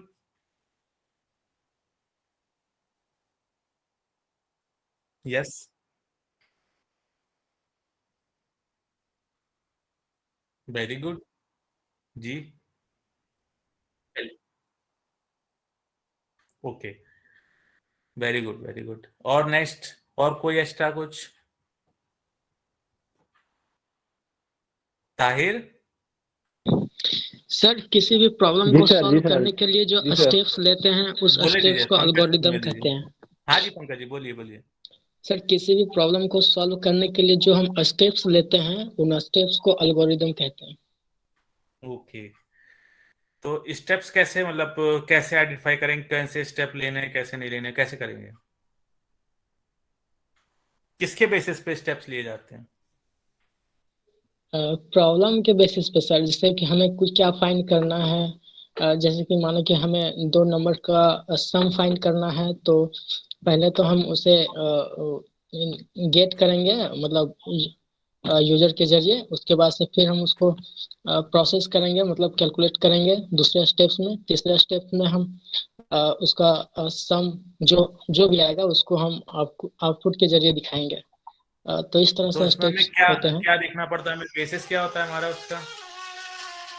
पहले केस में तो ये होता है कि हमको इनिशियलाइज करना पड़ता है, जैसे कि नहीं इंट नहीं, आई हाँ, इंट ए बी। चटर्जी ने बताया कि किसके बेसिस पे हम क्या उसमें कंसंट्रेट करते हैं, किस चीज पे कंसंट्रेट करके हम प्रोग्रामिंग करते हैं। कंसंट्रेट मतलब किस सर चीज जो पे? प्रॉब्लम होती है जिसको हमें सॉल्व करना होता है उसके बेसिस पर। वेरी गुड, आपका गेम खत्म हो गया? सर मेरा हाँ, नहीं सर, मैं सर खाना खा रहा था मैं इसलिए नहीं। तो खाना खाते हो, गेम भी खेले तो, खाना भी खा लेते हो, क्लास भी ले लेते हो। सर मैं तो फोन पे चला रहा हूँ, मेरे फोन में गेम ही नहीं चलता। यार आवाज तो तुम्हारे से आ रही थी यार। सर मेरे से हम्म, सर माइक तो मेरा अभी ऑन किया है मैंने, उससे पहले तो ऑन ही नहीं था। ओहो, चलिए हमारे पास रिकॉर्डिंग नहीं लड़के है। हैं सर, हैं? शरीफ लड़के हैं सर, शरीफ लड़के हैं। हाँ जी अंकित पांडे जी, तो आपके प्रमोट, आपका एग्जाम हुआ कुछ कि नहीं? सर नहीं सर, मैंने फर्स्ट सेमेस्टर नहीं दिया था। अच्छा, नहीं दिया आपने? हाँ जी सर। तो कौन सा गेम चल रहा था? सर मैं गेम खेल ही नहीं रहा, तो कहाँ से बोल दूं। तो वॉइस किससे आ रही थी? अंकित पांडे से तो आ रही थी, क्यों ताई? सर जी मेरे सर, को जी सर, जी कैसे आ सर। रही थी? सर मैंने तो माइक हाँ भाई, आप ही की आ रही थी, पूरी क्लास लग गई आपको चुप कराने के लिए, लेकिन हुए नहीं बुलेट्स की आप आवाज अपने आ आप रही ही है। हुए। हाँ, भाई रिकॉर्डिंग है, भाई बता दिखाए। अब बुलेट तो जीत मुझे चलिए ऐसा गई। लग अंकित रहा है पांडे जी, भाई। नेक्स्ट टाइम ध्यान रखिएगा, क्योंकि बाकी सभी लोग भी क्लास में होते हैं ना उसमें। चलिए आप, ठीक है आप अपना कर रहे हैं, लेकिन अदर लोग भी डिस्टर्ब होते हैं, है ना। तो नेक्स्ट टाइम ध्यान रखिएगा, ठीक ठीक है है? सर, पता नहीं क्या। ओके, नेक्स्ट टाइम ध्यान रखेंगे ना, दोबारा तो नहीं होगा। सर अब पता नहीं मेरे को क्या ध्यान रखना है, क्योंकि मैं तो गेम खेल नहीं रहा, मेरी तो यही है, और मैंने वॉइस ऑन करी नहीं थी। भाई आपका माइक ऑन था, ये जान लो बस, कम से कम आपका 5 मिनट माइक ऑन था और ग्लिच बहुत आ रही थी, वो गेमिंग की ग्लिच थी। घूप गन उन चला रहे थे आप अच्छी खासी। एनएफएस तो खत्म हो गया, क्या चल रहा है आजकल, क्या बोलते हो तो पबजी? बीजी सर हमारे मेरे साथ में पबजी तो बैन हो गया। न्यू सर स्टेट आया मेरे फोन पबजी। में सर 2 GB रैम है। अब चलिए इसमें मैं गेम खेलने बैठा, क्लास लेने बैठा तो चलिए, ठीक है ठीक है, नेक्स्ट टाइम आप ध्यान रखिए, ठीक है, कोई बात नहीं। चलिए, अब नेक्स्ट आता है हमारा asymptotic analysis algorithm growth of function, ठीक है।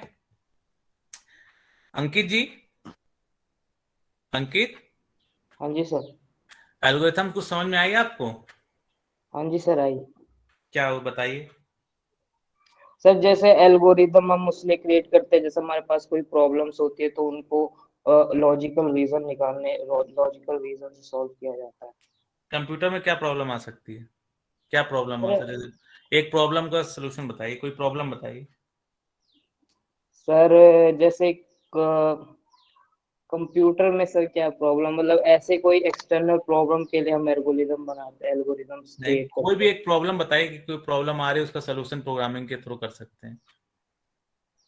सर अगर हमारा कोई जैसे ऐप है, उसके अंदर कुछ बग्स आ रहे हैं या क्रैशेस हो रहे हैं, तो उसके लिए उसके एल्गोरिदम में कहीं डिफेक्ट हो सकता है। कैसा बग? सर आपका जैसे यूजर नेम किसी का नहीं इनपुट हो पा रहा है, या फिर जैसे कोई अपना यूजर नेम डाल रहा है प्रोग्रामिंग तो खोल लो ना, उसका तो प्रोग्रामिंग पहले से लिखा होगा, प्रोग्रामिंग कुछ इश्यू होगा तो वो सॉल्व होगा। वो तो एरर है, बग तो एरर होती है। हाँ जी सर। मैं प्रॉब्लम बात करूँ, प्रॉब्लम कोई आ जाता है, ये प्रॉब्लम ये थोड़ी ना होती है। तो ये तो हो गया आपका एरर कि आपने प्रोग्रामिंग कर दी है, उसके बाद ये एरर है, टेस्टिंग का इशू है, टेस्टिंग नहीं हुई सही से इसलिए तो अब सर ऐसे तो मुझे भी ये आइडिया नहीं फिर। अच्छा चलिए ठीक है। मैंने रजिस्ट्रेशन का एग्जांपल बताया था कि कोई क्लाइंट आपको दे कि एक रजिस्ट्रेशन पेज बनाना है, ठीक है। प्रॉब्लम हाँ जी। मतलब आप लोग गलत मत लीजिए, प्रॉब्लम मतलब वो नहीं है कि एरर और ये सब चीजें, वो सब प्रॉब्लम मतलब वहां पे वो नहीं था। प्रॉब्लम मतलब था क्लाइंट अपनी रिक्वायरमेंट देगा कि मुझे एक रजिस्ट्रेशन पेज चाहिए, उससे स्टूडेंट रजिस्ट्रेशन करेगा, उससे एडमिट कार्ड आएगा, उससे ये आएगा फला फला, उसको अल्टीमेटली मैनेजमेंट को क्या देखना होगा? Reports only. फाइनली जो चीज होती है वो रिपोर्ट होती है, ठीक है। रिपोर्ट पे ही सारा वर्क होता है, तो वही डेटा रिपोर्ट ही एल्गोरिदम रहता है ना सर? है जी। सर हाँ जी वो जो रिपोर्ट आप बता रहे वही सर रहेगा ना एल्गोरिदम, लास्ट में जो हम बना के देंगे। रिपोर्ट में भी आपको लिखना पड़ेगा, बट रिपोर्ट का मीन्स डेटाबेस मेन होता है, उसमें क्लस्टर इंडेक्स यूज करते हैं जिससे हम यूनिक डेटा फाइंड आउट करने में इजी होता है। पहला आप सर देखिए, इंफॉर्मेशन जो भी आप वेबसाइट पे देख रहे हो, ठीक है ना, तो उसको आपको इनपुट कराना पड़ता है, ऑटोमेटिक कहीं नहीं आता। अगर आपके डेटाबेस में डेटा नहीं है तो आप उसको कहीं कुछ शो करा सकते हो? भाई डेटा ही नहीं है आपके नहीं डेटाबेस सर। में, तो आप उसको कहां से शो कर सकते हो? तो हमारा जो अभी डेटा एंड फाइल स्ट्रक्चर है ना, वो यही बता रहा है कि आपको डेटाबेस में डेटा स्टोर कैसे करना है, आपको क्या क्या लेना है, कैसे स्टोर कराना है, क्या यूनिकनेस होना चाहिए, क्या उस डेटा की एक्यूरेसी होनी चाहिए, क्या वेरिएबल लेना चाहिए, किस वे में प्रोग्रामिंग करना, कितना टाइम कम लगना चाहिए। अब आप पता चले कोई रजिस्ट्रेशन फॉर्म भर रहा है, आपने सेव का बटन क्लिक किया, जैसे सबमिट बटन क्लिक किया, वो बस सर्फिंग हो रहा है हो रहा है हो रहा है और आंसर भी नहीं आएगी, सेव हो गया, तो कितने इरिटेट होंगे आप? उतने बहुत इरिटेट, ज्यादा। है ना।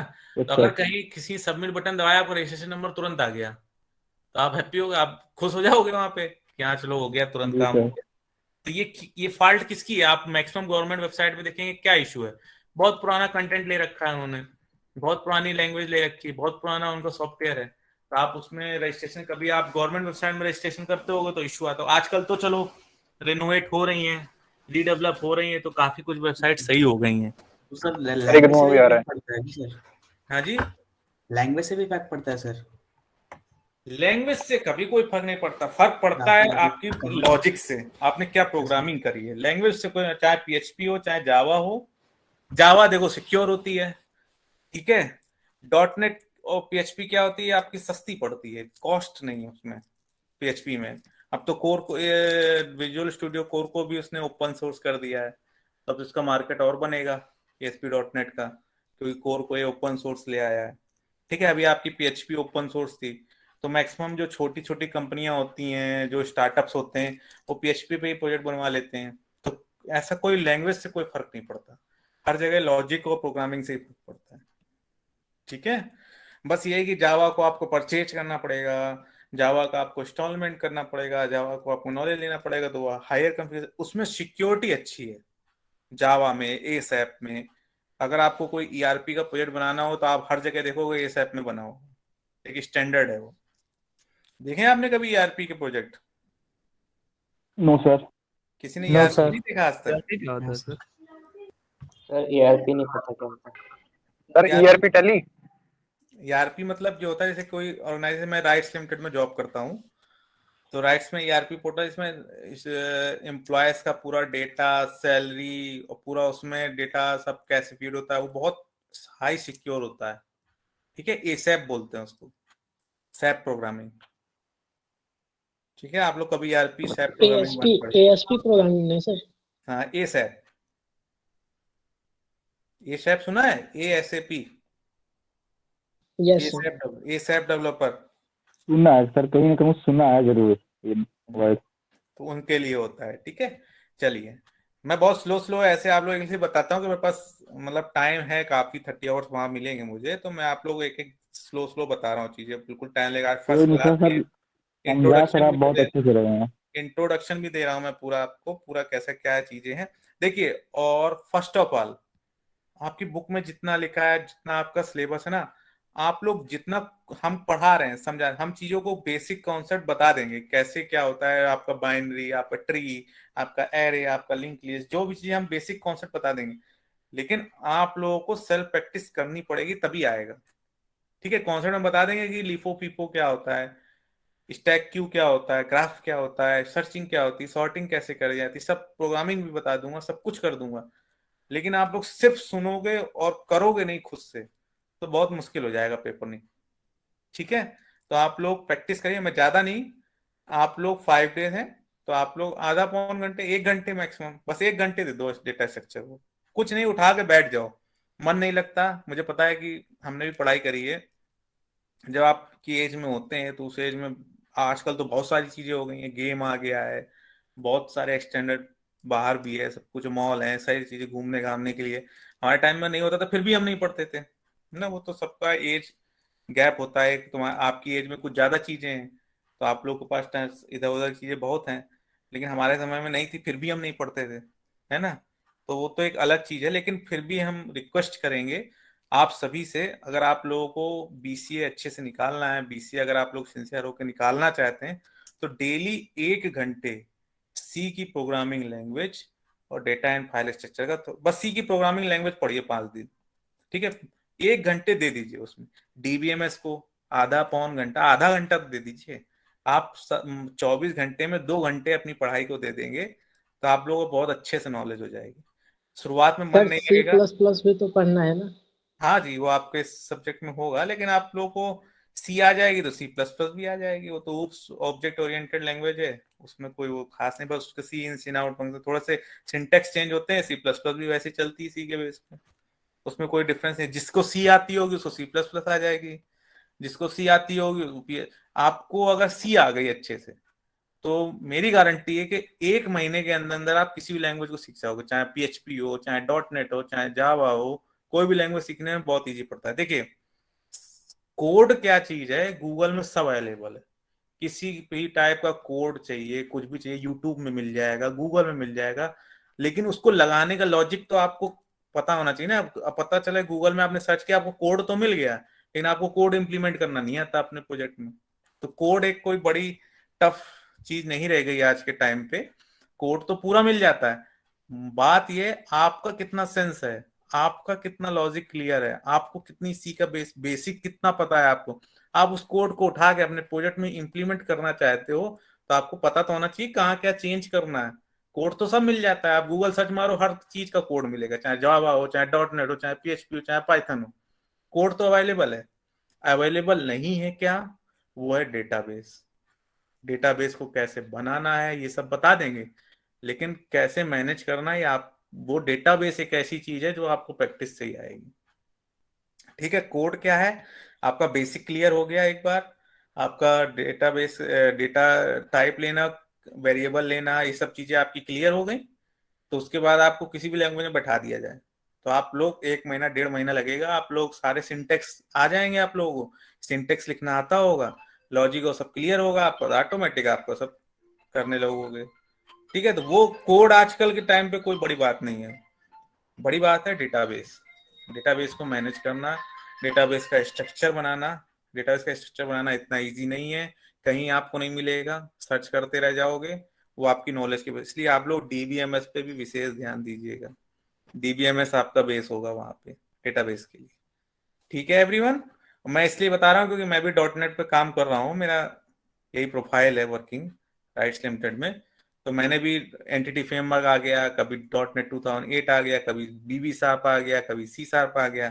तो मार्केट तो जो हम लोग की जो जिस जिस फील्ड को आप लोगों ने डिसाइड किया है, सिलेक्ट किया है, वो फील्ड हर 6 महीने में अपडेट होती है। समझ रहे हैं आप लोग? Hello, yes sir. हाँ, yes yes sir. Yes sir, sir. पता है सर। हर 6 महीने में आपके अपडेशन आते हैं आईटी में, हर 6 महीने में कुछ ना कुछ एक्सटेंडेड वर्जन, कुछ ना कुछ, और सब नॉर्मल होता जा रहा है, सब ईज होता जा रहा है, सब रोबोटिक, सब ऑटोमेटिक होता जा रहा है, सब ऑटोमेशन होता जा रहा है, मैनुअल चीजें बहुत कम रह गई हैं। तो आप लोग अगर मैनुअल आता है ना, तो आप ऑटोमेटिक चीजों में बहुत ईजी से घुस जाओगे, क्योंकि आपको बेसिक पता है। तो इसी तरह आप लोगों ने अगर सी अच्छे से पढ़ ली, अच्छे से कर लिया, तो आप लोगों का बेसिक क्लियर हो जाएगा, कहीं डेटा टाइप नहीं चेंज होगा जाके, कहीं किसी की वैल्यू चेंज नहीं होगी।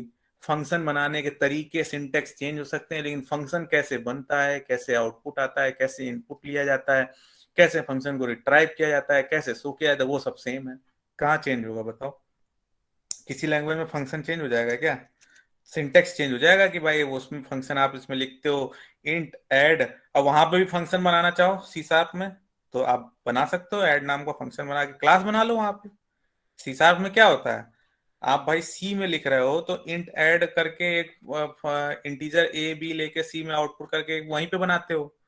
आप सी .NET उठा लो, .NET में एक क्लास फाइल बना लो, क्लास फाइल में जाके एक ऐड का फंक्शन बना लो, कहीं भी उसको यूटिलाइज कर लो। यही तो फर्क है। तो किसी ने करी .NET? आप लोग कह रहे थे कर लेते हो, कोई फर्क आया क्या सी और .NET में इतना ज्यादा? Hello yes sir. नहीं सर। सर नहीं है सो सर, वैसे तो कुछ नहीं है सर, वही मतलब अपडेट पे है। सो तो नहीं करें ना तो आप कर लोग? सकते हैं सर। नहीं सर, सर जैसा इंटरेक्शन हो जाए सबसे, सर जगे हुए हैं।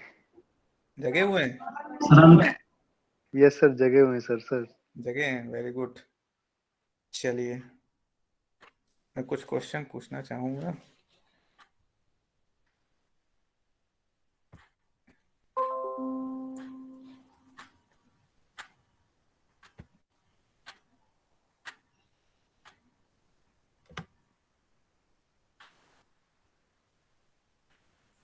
अनूप द्विवेदी,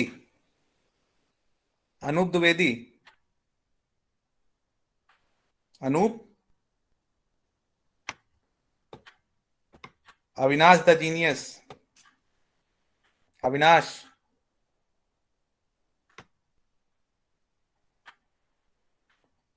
हितेश कुमार, हितेश, हितेश,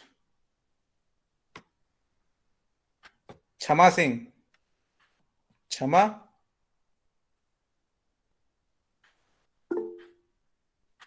ओके, अविनाश, क्षमा,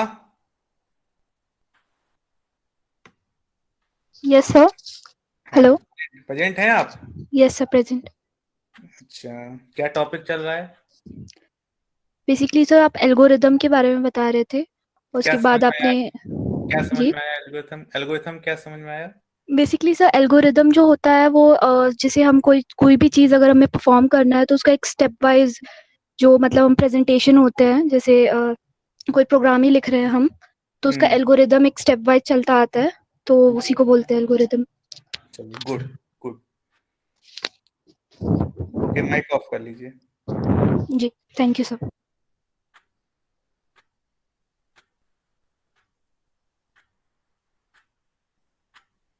उज्जवल कुमार, यस सर। आपको समझ में आ रहा? Yes sir. प्रेजेंट है? प्रेजेंट है? Yes sir. Okay, very good.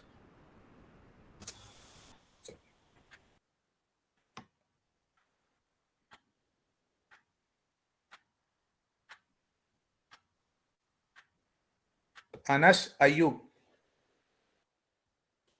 Anas Ayub. Yes sir. Yes sir, आपको कुछ समझ में आ रहा कुछ? यस सर, एक्चुअली मैं ऑफिस में हूँ तो थोड़ा सा ओके ओके, ऑफिस में, अच्छा अच्छा, यस वर्किंग है आप? आज वर्किंग रहते हैं। Yes sir. ओके ओके, चलिए किस फील्ड में हैं आप? सर मैं मैकेनिकल इंजीनियर हूँ ओके, LNT में। अभी बात हो सकती है कि बिजी हैं? नो, अभी बात हो सकती है। अच्छा अच्छा, तो LNT में आप मैकेनिकल इंजीनियर हैं? Yes sir. आपने बीटेक भी कर रखा है? हेलो,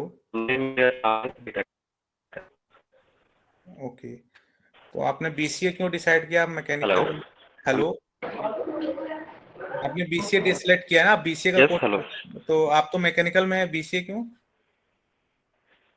सर BCA नहीं, मैं MCA में हूँ सर। हाँ, तो MCA क्यों? मैकेनिकल है ना आपका तो? यस सर, बट आप मेरी लाइकिंग है सर कंप्यूटर की साइड में। ओके, हाँ, मतलब कंप्यूटर पे जॉब कर, मतलब कंप्यूटर प्रोग्रामिंग पे जॉब कर रहे हैं? नहीं, अभी मैं वर्क कर रहा हूँ as a design engineer mechanical में ही, बट मेरी ओके लाइकिंग है मतलब कंप्यूटर्स प्रोग्रामिंग। ओके, तो डायरेक्ट, ठीक है, चलिए। आप मैकेनिकल डिजाइनिंग, वैसे आर्किटेक्चर कर, हाँ, आर्किटेक्ट मैं वैसे सैप में वर्क कर चुका हूँ, सैप सैप में? डेवलपमेंट में थोड़ा बहुत, बाकी कैड सिस्टम्स में वर्क कर रहा हूँ डिजाइन में। ओके ओके, चलिए, all the best. Thank you sir.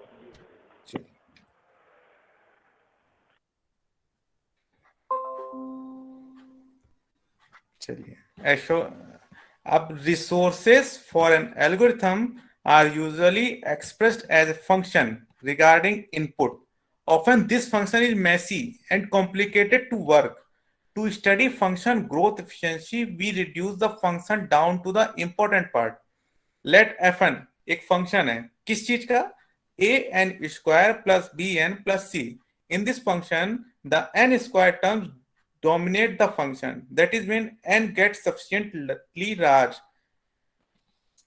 चलिए, ताहिर जी, ताहिर, हाँ जी सर। हाँ जी सर। आपको क्वेश्चन समझ नहीं आते, ठीक है? जी सर। हाँ, तो जैसे ये फंक्शन है an square plus bn plus c, आपने पढ़ा होगा, ये मैथमेटिक्स का होता है, a yes sir. Square yes plus, sir. Yes है सर। ना? देखिए, इसमें इसने अगर ये बोला कि n square term dominates the function, that is when n get sufficiently large, इसका मतलब समझ में आया आपको? क्या कहना चाह रहा है? बहुत सिंपल लाइन लिखी है, बहुत सिंपल टर्म है, क्या कहना चाह रहा है, समझ में आया?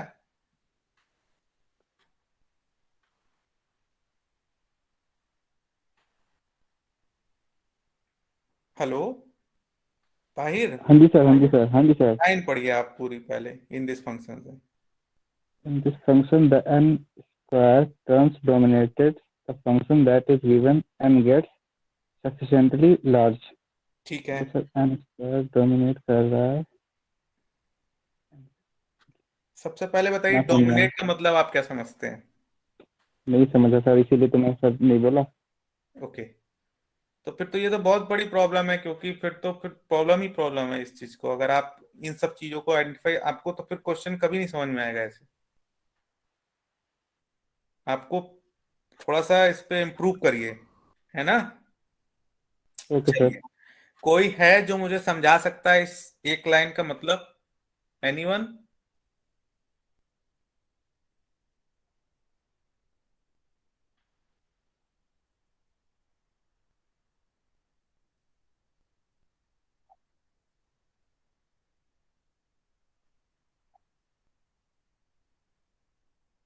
हम्म हम्म हम्म, वेरी गुड, बहुत अच्छा एग्जांपल दिया, इतना अच्छा एग्जांपल मुझे भी नहीं पता था, थैंक यू। चलिए, बाकी लोग समझ में आया? Yes sir. अब ताहिर, आप बता सकते हैं? ताहिर, यस सर, समझ में आ गया उसने सर बहुत थोड़ा। अच्छे से एग्जांपल दिया, आप बता सकते हैं अब उसने क्या? आपने सुनी उसकी बात? देवली चटर्जी थे ना आप? जी सर। चटर्जी, आप ही है ना? हाँ चटर्जी, ठीक है। तो ताहिर जी अभी आपको समझ में आया कुछ? जी सर, थोड़ा समझ में आया सर। देखिए आपका फंक्शन है an² plus bn plus c, ठीक है। इट्स मीन जी जितनी हाई वैल्यू n की होगी उतनी हाई वैल्यू का आउटपुट आएगा। भाई bn प्लस c तो नॉर्मल है। आप मान लीजिए n की वैल्यू 3 है, b की वैल्यू 2 है और c की वैल्यू 1 है, तो ये तो 3 दूना 6 प्लस 1 7 ही रहेगा। 3 हो जाएगी तो 9 1 प्लस 10 हो जाएगा, ठीक है। लेकिन अगर n की वैल्यू 1 है और a की वैल्यू 1 है तो 1 हुआ। अगर n की वैल्यू 2 हो गई तो कितना हो जाएगा? 4। n की वैल्यू 3 हो गई तो कितना हो जाएगा? 9। तो किसकी वैल्यू से ज्यादा फर्क पड़ रहा है? सर एन की n n² की, n नहीं, n²। तो इसी हम ग्रोथ ऑफ फंक्शन कैसे चेक करते हैं? जब कोई फंक्शन हम बनाते हैं तो हमें क्या पता होता है कि अगर हम तो दोबारा एक्सप्लेन कर रहे हैं सर, मैं सुन नहीं पाया। अच्छा अच्छा, देखिए n² term dominates the function. जब कोई क्रिकेटर क्रिकेट खेलता है उसमें हार्दिक पांड्या जब छक्के मारना स्टार्ट करता है तो एक टर्म कमेंट्री में यूज करते हैं, Pandya dominate the game, dominate the cricket, dominate the Indian team. It's mean उसने बहुत अच्छी परफॉर्मेंस दी ना। तो इसी का मतलब होता है डोमिनेट, मतलब इससे पूरे फंक्शन की ग्रोथ, एफिशिएंसी, टाइम, कॉस्ट जो भी मैटर करेगा वो किससे मैटर करेगा? n² से। अगर n जितना लार्ज होगा, n जितना लार्ज होगा उतनी मेमोरी ऑक्युपाई होगी, उतना टाइम लगेगा ज्यादा। समझ में आया आप लोगों को? जी सर आ गया। और बाकी बी एंड सी से क्या है, इतना तो फर्क पड़ेगा नहीं। भाई बी अगर आप मान लो 10 रख लो, इसको 10 रख लो, 100 हो जाएगा, 100 प्लस 1 100 हो जाएगा। लेकिन अगर ये n 1 से 10 होता है तो कितने टाइम हो गया? 10 क्रॉस 10 100 टाइम हो गया, हुआ। तो इसमें सबसे जो टर्म डोमिनेट कर रहा है वो क्या हुआ? n²। Dominate terms are what we are interested in reducing a function. In this, we ignore all constants and coefficients and look at the highest order term concerning n. Constants का mean सबको पता है कि नहीं? Yes sir. Constant इसमें क्या है? A B C. Very good. Coefficient क्या है? A B B N. N जुड़ा है ना इसके साथ? Yes sir. तो कोफिशिएंट क्या है? सबको कांस्टेंट और कोफिशिएंट पता है। जिसने सी लैंग्वेज पढ़ी होगी उसको कांस्टेंट और कोफिशिएंट दोनों पता होगा। सबको समझ में आ रहा? जितने लोग सुन रहे हैं ध्यान से। Yes sir. ठीक है, ए बी सी आपके कांस्टेंट है। Constant means fix value. अगर ए की वैल्यू आपने 8 दी तो 8 ही होगी वो पूरे फंक्शन में। बी की वैल्यू आपने 6 दी तो पूरे फंक्शन में वो 6 ही रहेगी। सी की वैल्यू आपने 10 दी तो 10 ही रहेगा। एन क्या है? आप वैल्यू दोगे, कोफिशिएंट होगा। लेकिन कोफिशिएंट क्यों बोला? ये बी से भी डिफाइन करेगी। यानी अगर आपने 1 दिया तो 1 क्रॉस 2, ठीक है। अगर बी की वैल्यू 6 है तो 6 क्रॉस 3। इसी तरह अगर एन की वैल्यू 5 है, 5 क्रॉस 5, 5 स्क्वायर 25, 25 इंटू ए, तो ये कोफिशिएंट हुआ, ठीक है। लेकिन किस पे हम देखेंगे? Highest order term concerning N. Okay, अब आते हैं आपके एनालिसिस और एसिम्प्टोटिक नोटेशन। सबसे पहले द वर्ड एसिम्प्टोटिक मींस समझिए क्या है। अप्रोचिंग ए वैल्यू और curve arbitrarily closes, that is as some sort of limit is taken. Sir हमें इस सब के डेफिनेशन याद करने होंगे क्या? डेफिनेशन इतना नहीं पूछता आप लोग का। देखिए पूरा जो क्वेश्चन, हाँ आप लोग लास्ट 5 ईयर के क्वेश्चंस पेपर्स अभी से इकट्ठा कर लीजिए, नेट पे अवेलेबल है, सब डाउनलोड कर लीजिएगा। आप लोग क्वेश्चन पेपर देखिए, उसमें सिर्फ एल्गोरिथम, सिर्फ algorithm programming, algorithm programming, algorithm programming, ठीक है। 100 नंबर की तो एल्गोरिथम प्रोग्रामिंग। आपके टॉपिक में सिर्फ एक 12 यूनिट है फाइल, ठीक है, वो पूरा का पूरा थ्योरी है, ठीक। एक यूनिट है आपकी 12 यूनिट, वो ओनली थ्योरी है, उसमें बस थ्योरी थ्योरी पढ़ना है। वो मैं पढ़ाता भी नहीं हूँ क्योंकि वो पूरी थ्योरी है, उसको आपको रीड एंड राइट करके आपको रट के चले जाना है, समझ लीजिए। उसमें कुछ कॉन्सेप्ट नहीं है ज्यादा बड़ा। फाइल टॉपिक है आपका, यूनिट 12 है, फोर्थ ब्लॉक की यूनिट 12, थर्ड ब्लॉक की शायद, फोर्थ ब्लॉक की शायद है, थर्ड यूनिट 12। उसको छोड़ के आपका कहीं भी कुछ भी थ्योरी नहीं। आपको प्रोग्रामिंग, आपकी प्रोग्रामिंग बोल पूछेगा, आपका एल्गोरिथम पूछेगा, और एक ट्री में आपका ऐसे pre order, post order, in order होता है, वो 5 मार्क्स पूछेगा। ज्यादा से ज्यादा 10 नंबर का जो ऑब्जेक्टिव क्वेश्चन होता है उसमें एक थोड़ा बहुत आपको नॉलेज होगी तो वही पूछेगा। सारा सब कुछ इसमें कॉन्सेप्चुअल है, प्रैक्टिकल है। आपका कुछ भी ऐसा नहीं है कि रट के पास हो जाओगे आप, ठीक है। Hello, okay sir. सब लोग जिसको भी पता करना है क्या आता है, कैसा क्या पेपर होता है, सबसे अच्छा तरीका है लास्ट 5 ईयर के क्वेश्चन पेपर उठा लीजिए, देख लीजिए क्या क्या क्वेश्चन कैसे आता है। कहीं भी थ्योरी इतनी ज्यादा मिलेगी नहीं यूनिट 12 को छोड़ के। प्लस सेकेंड थिंग, आप लोग 1 महीने 1.5 महीने जब आप लोग क्वेश्चन पेपर 5 साल के सबको सॉल्व करने ही करने हैं, कहीं से भी करिए, कैसे भी करिए, गूगल से करिए। अगर आप लास्ट 5 ईयर के क्वेश्चन पेपर सॉल्व कर लेते हैं तो 20 to 30 40 मार्क्स का तो आपको अल्टीमेटली उसी से मिल जाएगा, कोई भी क्वेश्चन आए, ठीक है। हाँ जी, नेक्स्ट क्वेश्चन किसने पूछा था? सर ऊपर वाले एग्जांपल में एक डाउट था, आपने सर बी एन को कोफिशिएंट बताया था सर, उसमें तो सर बी कोफिशिएंट होगा। हाँ वही मैं कह रहा हूँ, बी वेरिएबल कोएफिशिएंट, वही तो कह रहा हूँ, यही तो मैं बोला, B N. Hello, okay sir, okay. Hello, जी सर, जी सर। मैंने बी एन को ही तो सर बताया था। कोफिशिएंट एबीसी होगा ना? हाँ, उसी के साथ जो भी एन के साथ अटैच होगा। Yes sir. नंबर लिखे होते हैं हमारे इसमें क्वाड्रेटिक इक्वेशन में, वही होते हैं ना सर? हाँ जी, सी जैसे कॉन्सेप्ट कांस्टेंट है ना इसमें। जी सर। चलिए अब एनालिसिस करते हैं।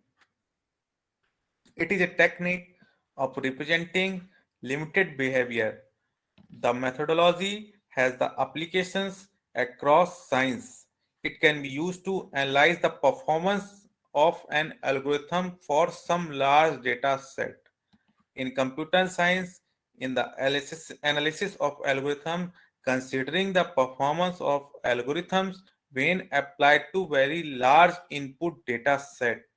देखिए इसका मीन्स क्या हुआ, जब हम कोई large data set, large programming language करते हैं, लार्ज चीजों को देखते हैं या प्रोग्रामिंग करते हैं, डेटा सेट हमारा बहुत बल्कि होता है, बहुत बिग डेटाबेस होता है, उसके लिए हमें एनालिसिस प्रोग्रामिंग। अब नॉर्मल कोई आपको बोल दे कि 2+2 का एक आपको सॉल्व करके 4 लाना है, एक ऐड का फंक्शन बनाना, तो उसके लिए आप क्या बहुत बड़ा एल्गोरिथम बनाते फिरोगे, कोई बहुत बड़ा एनालिसिस करोगे उसमें? उसमें क्या एनालिसिस कर सकते हो? No sir. आपको कोई कह दे कि दो डिजिट को प्लस करके दिखाना है, तो आप उसमें कितना बड़ा एनालिसिस कर सकते हो? एनालिसिस किसका होता है? जो कोई बहुत हाई वॉल्यूम डेटा हो, जिसमें बहुत सारे ईयर का डेटा हो, जिसमें बहुत सारे पहले से डेटाबेस में बहुत सारी कुछ डिफरेंशिएशन हो, कुछ प्रॉब्लम्स हो, उसका एनालाइज करके उसको सही करोगे ना। अब कोई छोटी मोटी प्रॉब्लम है, नॉर्मल सा एक फंक्शन ही बनाना है, तो उसका आप एनालिसिस करने तो ना बैठोगे। इसीलिए इसमें हर जगह लिखा very large data input set, तब हम टाइमिंग का, मेमोरी का, इन सब का देख पाएंगे ना। तभी तो हमें चेक करना होगा उसकी टाइमिंग क्या है, उसकी मेमोरी क्या है, इश्यू कंजम्पशन कितना है मेमोरी का, टाइम कितना ले रहा है, कॉस्ट क्या पड़ेगी, तभी तो हम चेक करेंगे ना। और छोटे मोटे उसमें क्या कर लेंगे, इसलिए उसने बार बार लिखा है very large input data sets. Analyzing algorithm control structure, to analyze a programming code और algorithm we must notice that each instruction affects the overall performance of the algorithm, and therefore each instruction must be analyzed separately to analyze overall performance. However, there are some algorithm control structure which are present in each programming code and have a specific asymptotic analysis. To analyze a programming code or algorithm, we must notice that each instruction affects the overall performance of the algorithm. Means अभी जो आपको control structure दिखाया ना नीचे, तो अगर आपने देखिए इफ देन इल से भी काम हो सकता है, फॉर लूप से भी हो सकता है, व्हाइल लूप से भी हो सकता है, सीक्वेंसिंग से भी हो सकता है. लेकिन अगर आप सीक्वेंसिंग यूज कर रहे हो, नॉर्मल कोई फंक्शन है, तो आपका मेमोरी कम हो. आप अगर उसकी जगह इफ देन लेने लगे उतनी ज्यादा मेमोरी, लूप में और मेमोरी, व्हाइल लूप लेंगे तो और ज्यादा मेमोरी कंजप्शन करेगा. तो क्या है, अगर आप ईच कंस्ट्रक्शन देखोगे तो ओवरऑल परफॉर्मेंस को मैटर करेगी. Each instruction must be analyse separately. Each instruction को हमें सेपरेटली भी एनालाइज करना पड़ता है ओवरऑल परफॉर्मेंस को चेक करने के लिए. However there are some algorithm control structure. ये हमारे कंट्रोल स्ट्रक्चर है जिसके थ्रू हम उस प्रोग्रामिंग को ईज और कर सकते हैं. तो उसने कैसे कर सकते हैं वो ये दिखाया है. Suppose our algorithm consists of two parts, A and B. A takes time TA and B takes time TB for computation. Computation का मतलब समझते हैं सब लोग? सॉल्व करने का. Yes sir, calculation. आपको पता है कंप्यूटेशन मतलब A प्लस B को जोड़ना कंप्यूटेशन कहलाएगा. Yes sir. ठीक है. The total computation TA plus TB is according to the sequence rule. According to the maximum rule, this consumption time is maximum TA और TB. समझ में आया सबको? कुछ ये चीज समझ में आती है किसी को कि नहीं? चटर्जी जी आप बताइए.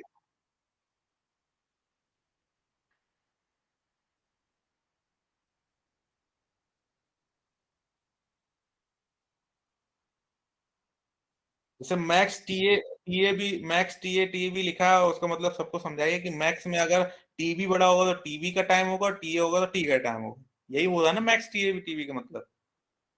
ओके.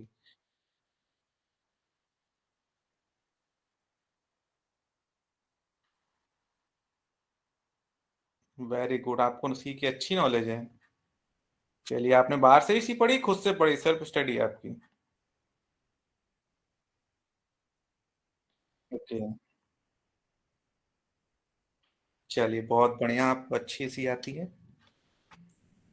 बहुत कम मैंने क्या बोलता है, मेरा ये कम से कम नहीं होगा 8 से 9 सेशन होगा.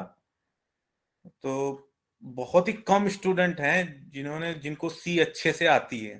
तभी मैंने 10 में 7 मार्क्स पूछा. तो मैं एक आप शायद चटर्जी थे, दूसरे जो परमनिक जी हैं वो शायद नहीं है इस समय प्रेजेंट, चले गए, लेफ्ट हो गए होंगे.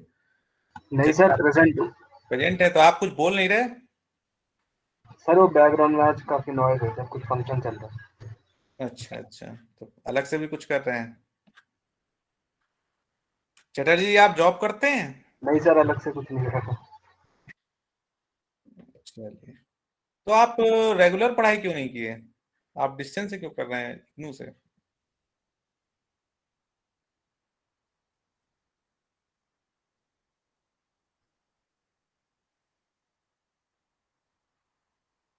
ओके. तो रेगुलर बीसीए मतलब क्या? रेगुलर बीसीए ज्यादा ठीक रहता वैसे मेरे ख्याल से. तो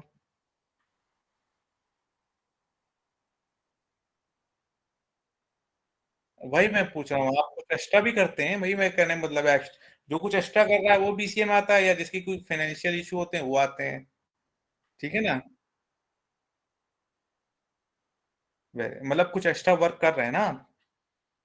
यही दो मुझे जो मेरा ओवरऑल एक्सपीरियंस रहा है वो यही है कि कुछ लोग होते हैं जो अलग कुछ और एजुकेशन कर रहे होते हैं, साइड में डाल देते हैं ऐसे. कुछ होते हैं जिनका फाइनेंशियल इशू होता है, जो रेगुलर नहीं दे सकते फीस, तो इग्नू में आते हैं. कुछ स्टूडेंट्स होते हैं जो वर्किंग होते हैं, उन्हें अपनी जॉब के लिए चाहिए होता है. सबका अलग अलग वे होता है, इसलिए मैंने आपसे पूछा आपका क्या है.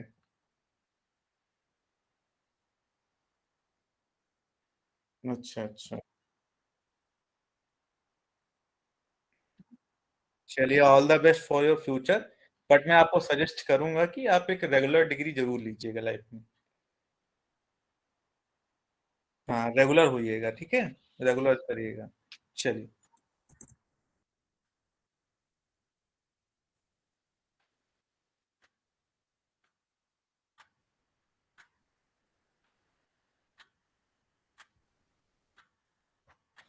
देखिए सीक्वेंस बता रहा है, सबको मेरी वॉइस आ रही है? Yes sir. Yes sir. आप लोग थक तो नहीं यस गए? आप लोग क्लास कितने बजे से चल रही है? सर सर सुबह 8 बजे सर मॉर्निंग 8 बजे से। सब लोगों ने लंच कर लिया? कोई ऐसा तो नहीं इसने लंच ना किया हो? सर टाइम ही नहीं मिला। टाइम नहीं मिला सर। नहीं कर लेते हैं आप लोग, लंच करने में क्या है, कुछ भी टाइम नहीं दिया बीच में, कोई भी गैप नहीं कहीं भी? No no sir. Sir. Sir बनाना पड़ता है सर। लगातार क्लास है सर। है अभी 5 नॉन बजे से स्टॉप क्लास चल रही है सर। 5 बजे से भी क्लास है? नहीं सर 5 बजे सर, तक 5 होगी, बजे आखिरी तक है। आपकी। आखिरी क्लास है हमारी। हाँ यस जी। सर। तो आप सभी लोग अपना खाना पीना नाश्ता वास्ता सब कर लीजिएगा। और रोज आप कभी भी ऐसा मत करिए, लंच वंच कर लिया करिए खाते खाते, कोई इशू नहीं इतना, है ना। चलिए, तो आप लोग सब टायर्ड हो गए होंगे इस समय तो। ये 17 बजे ज्यादा चले गए हैं। हाँ वो मैं समझ गया, वो वैसा होता है मेरे साथ में। मैं जब भी मेरी क्लासें रात को 5 से 8 रहेंगे, तो 5 से 8 में तो 5 ही 6 8 बच्चे रहते थे, भाग जाते थे सब, है ना। चलिए, जी सर। तो मैं फ्रेश माइंड में आपको, कल मेरी क्लास 11 से 1 है मॉर्निंग में, ठीक है। तो आप जी लोग सर। का यस सर। माइंड भी फ्रेश होगा, अच्छे से आप लोगों को समझेंगे। आज अभी आप लोग बोर फील कर रहे होंगे इस समय। ठीक है सर, आप अच्छा पढ़ा रहे तो इंटरेस्ट आ रहा है थोड़ा थोड़ा। अच्छा, चलिए ठीक है।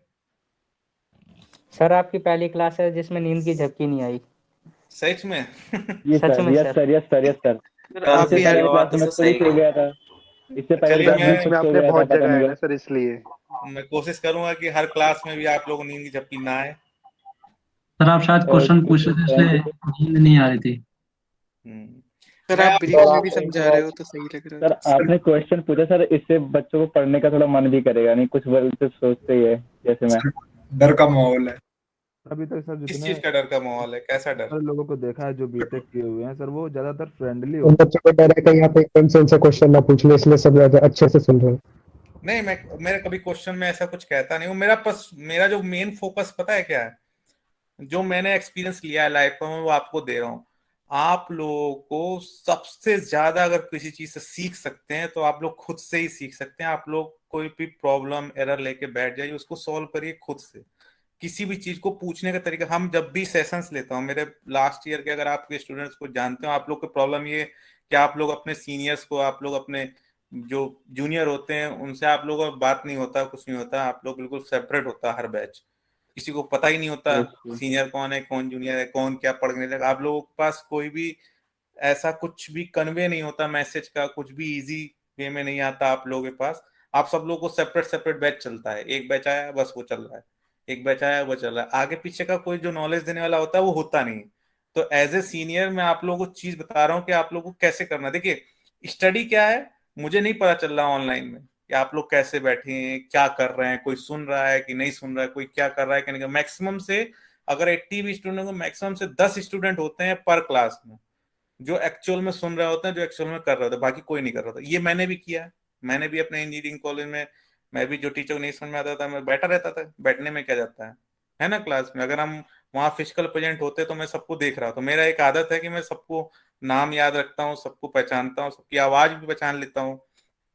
तो ये सब चीज मेरी थोड़ा सा हैबिट में है इन सब चीजों का। तो फिजिकल क्लास होती थी मेरी, तो भी वहाँ पे मेरा सब ऐसे स्टूडेंट के साथ रहता था। तो एज ए सीनियर मैं आप लोगों को बस ट्रीट कर रहा हूँ कि मैं कोई ऐसा तो नहीं टीचर, कोई मेरी बहुत ज्यादा एज नहीं है, तो मैं बहुत ज्यादा वो एक्सपीरियंस नहीं सर हुआ आप मुझे। बाहर से आए हो मेरिट में पढ़ाने सर, कि आप मेरिट से ही हो? हाँ मेरिट से ही हूँ। तो मतलब आप मेरिट के रेगुलर टीचर हो ना सर? नहीं नहीं, मैं जॉब करता हूँ एक्चुअली। में क्या है, मैंने वहाँ PGCGIS कोर्स किया था। अच्छा सर। हाँ तो वहाँ पे सर मेरा एकेडमिक प्रोफाइल अच्छा था, तो सर ने बोला कि आप सैटरडे संडे पढ़ा दें। मैं जॉब करता हूँ राइट्स लिमिटेड में as a assistant manager IT। Railway की PSU है ये, राइट्स सर लिमिटेड सुना है आप लोगों ने? किसी ने सुना? Rights limited, No, RITES, railway infrastructure and technical and economic services. Government है जो। हाँ, PSU। Yes sir. उसमें मैं असिस्टेंट मैनेजर IT हूँ इस समय प्रेजेंट टाइम में। मेरा .NET और ओरेकल पे काम है। मैं वहाँ की इंस्पेक्शन की वेबसाइट देखता हूँ। ठीक है, बस मैं सैटरडे संडे, आप लोग स्टूडेंट होते हैं, मुझे थोड़ा सा इंजीनियरिंग रहा है मेरा टच, तो जब से स्टूडेंट मिलते हैं मुझे अच्छा लगता है बस। बाकी जो मुझे सर नॉलेज आप है मतलब मेरिट में मिलोगे जब हमारे कॉलेज खुलेंगे? हाँ, मैं आता रहता हूँ, कि जब भी मेरिट वाले बुलाते हैं तो जाता हूँ। सैटरडे संडे में सर मतलब अवेलेबल रहता हूँ। हाँ सर, वही सैटरडे संडे जब सर हमारी क्लासेस होगी तो आप मिलोगे वहाँ पे? देखिए, जब कभी मौका मिला जरूर आएंगे। Okay sir. सर हम लोगों से मुलाकात जरूर करना सर, बोल के बिल्कुल बिल्कुल। कि हमारा तो आप सभी लोगों को 2023 मैं तक सफर है। आप सभी लोगों को मैं अपना एक्सपीरियंस दूंगा। देखिए, पढ़ना तो आप लोग जितना खुद से पढ़ के जाओगे उतना ही पास, उतने ही नंबर, उतना ही सब कुछ ला पाओगे। किसी के बताने से कुछ नहीं होता। ठीक है, हम सिर्फ रास्ता बता सकते हैं, लेकिन सब कुछ आप लोगों को खुद से करना। मैं चाहता हूँ आप लोग 12 पास हो चुके हैं, एक मेच्योर एज की तरफ जा रहे हैं। कई लोग मेच्योर हैं, इसमें MCA होंगे, कई लोग और भी एज के होंगे, जो हमसे भी ज्यादा एज के होंगे। सभी लोग पढ़ रहे हैं, तो आप लोग मैक्सिमम लोग जो हैं BCA थर्ड के, वो मेच्योरिटी की ओर जा रहे हैं। आप लोगों का मेच्योरिटी लेवल बढ़ने वाला है। आप लोग से घर वालों की एक्सपेक्टेशन बढ़ने वाली है। अभी 12 तक तो इतनी एक्सपेक्टेशंस होती नहीं है। अब आपको आपकी डिग्री हो जाएगी, फिर आपके घर वालों की आपकी एक्सपेक्टेशन बढ़ेगी, है ना। सबकी एक्सपेक्टेशंस बढ़ने वाली, तो आप लोगों को मेच्योरिटी लानी है। मेच्योरिटी कैसे आती है? इसी तरह आती है, खुद से इंडिपेंडेंट बनो हर चीज के लिए। पढ़ाई में कोई भी प्रॉब्लम, सब हर चीज में आप लोगों को इंडिपेंडेंट बनना है। इस चीज को, जैसे कोई प्रॉब्लम है तो जरूरी नहीं फोन कर लो दोस्त को, कॉपी कर लो, पेस्ट कर लो, ये जरूरी नहीं है। खुद से करो ना। आप लोग पास इतने अवेलेबल सोर्सेज हैं, यूट्यूब है, गूगल है, क्या नहीं है आप लोगों के पास? आप लोग तो बहुत, क्या बोलते हैं उसको, न्यू टेक्नोलॉजी में जी रहे हो। हम लोग पास ये सब सुविधाएं नहीं थी, फैसिलिटीज नहीं थी, सब बुक्स में देखना पड़ता था, है ना। हम लोग का टाइम अलग, हम 2012 के पास आउट हैं बीटेक। ठीक है एवरीवन, 2012 से पास आउट हो IT से, इंफॉर्मेशन टेक्नोलॉजी से। तो आप सभी लोगों को मैं आज जल्दी छोड़ रहा हूँ, 4 मिनट पहले। ठीक है, कल 11 बजे फिर मिलेंगे आप सभी लोग। जैसे बिल्कुल। Hello sir. Yes sir. Okay, चलिए। Hello sir. हाँ जी ताहिर जी। सर एक बार अटेंडेंस मैच कर लीजिए सर। ताहिर जी, आप अटेंडेंस की कोऑर्डिनेटर के टेंशन मत लीजिए। अटेंडेंस कोई मायने नहीं रखती मेरे लिए। मैं सबको अटेंडेंस दे दूंगा जिसको जब चाहिए हो। अटेंडेंस कोई इशू नहीं है मेरे लिए। ठीक है, ओके सर। ठीक है ताहिर जी, मैं अटेंडेंस आप कल लगवा लेना मुझसे। नहीं सर, मेरी लग गई सर। मतलब सर कोई बाद में भी आया ना सर, चैट बॉक्स हाँ, में तो डाले जो ना। उसको लगवाना हो कल सेशन में आके लगवा लेना, क्योंकि देखो अटेंडेंस कोई बड़ी बात नहीं, आओ चाहे ना, उसमें आपका ही लॉस है, मेरा क्या जाएगा।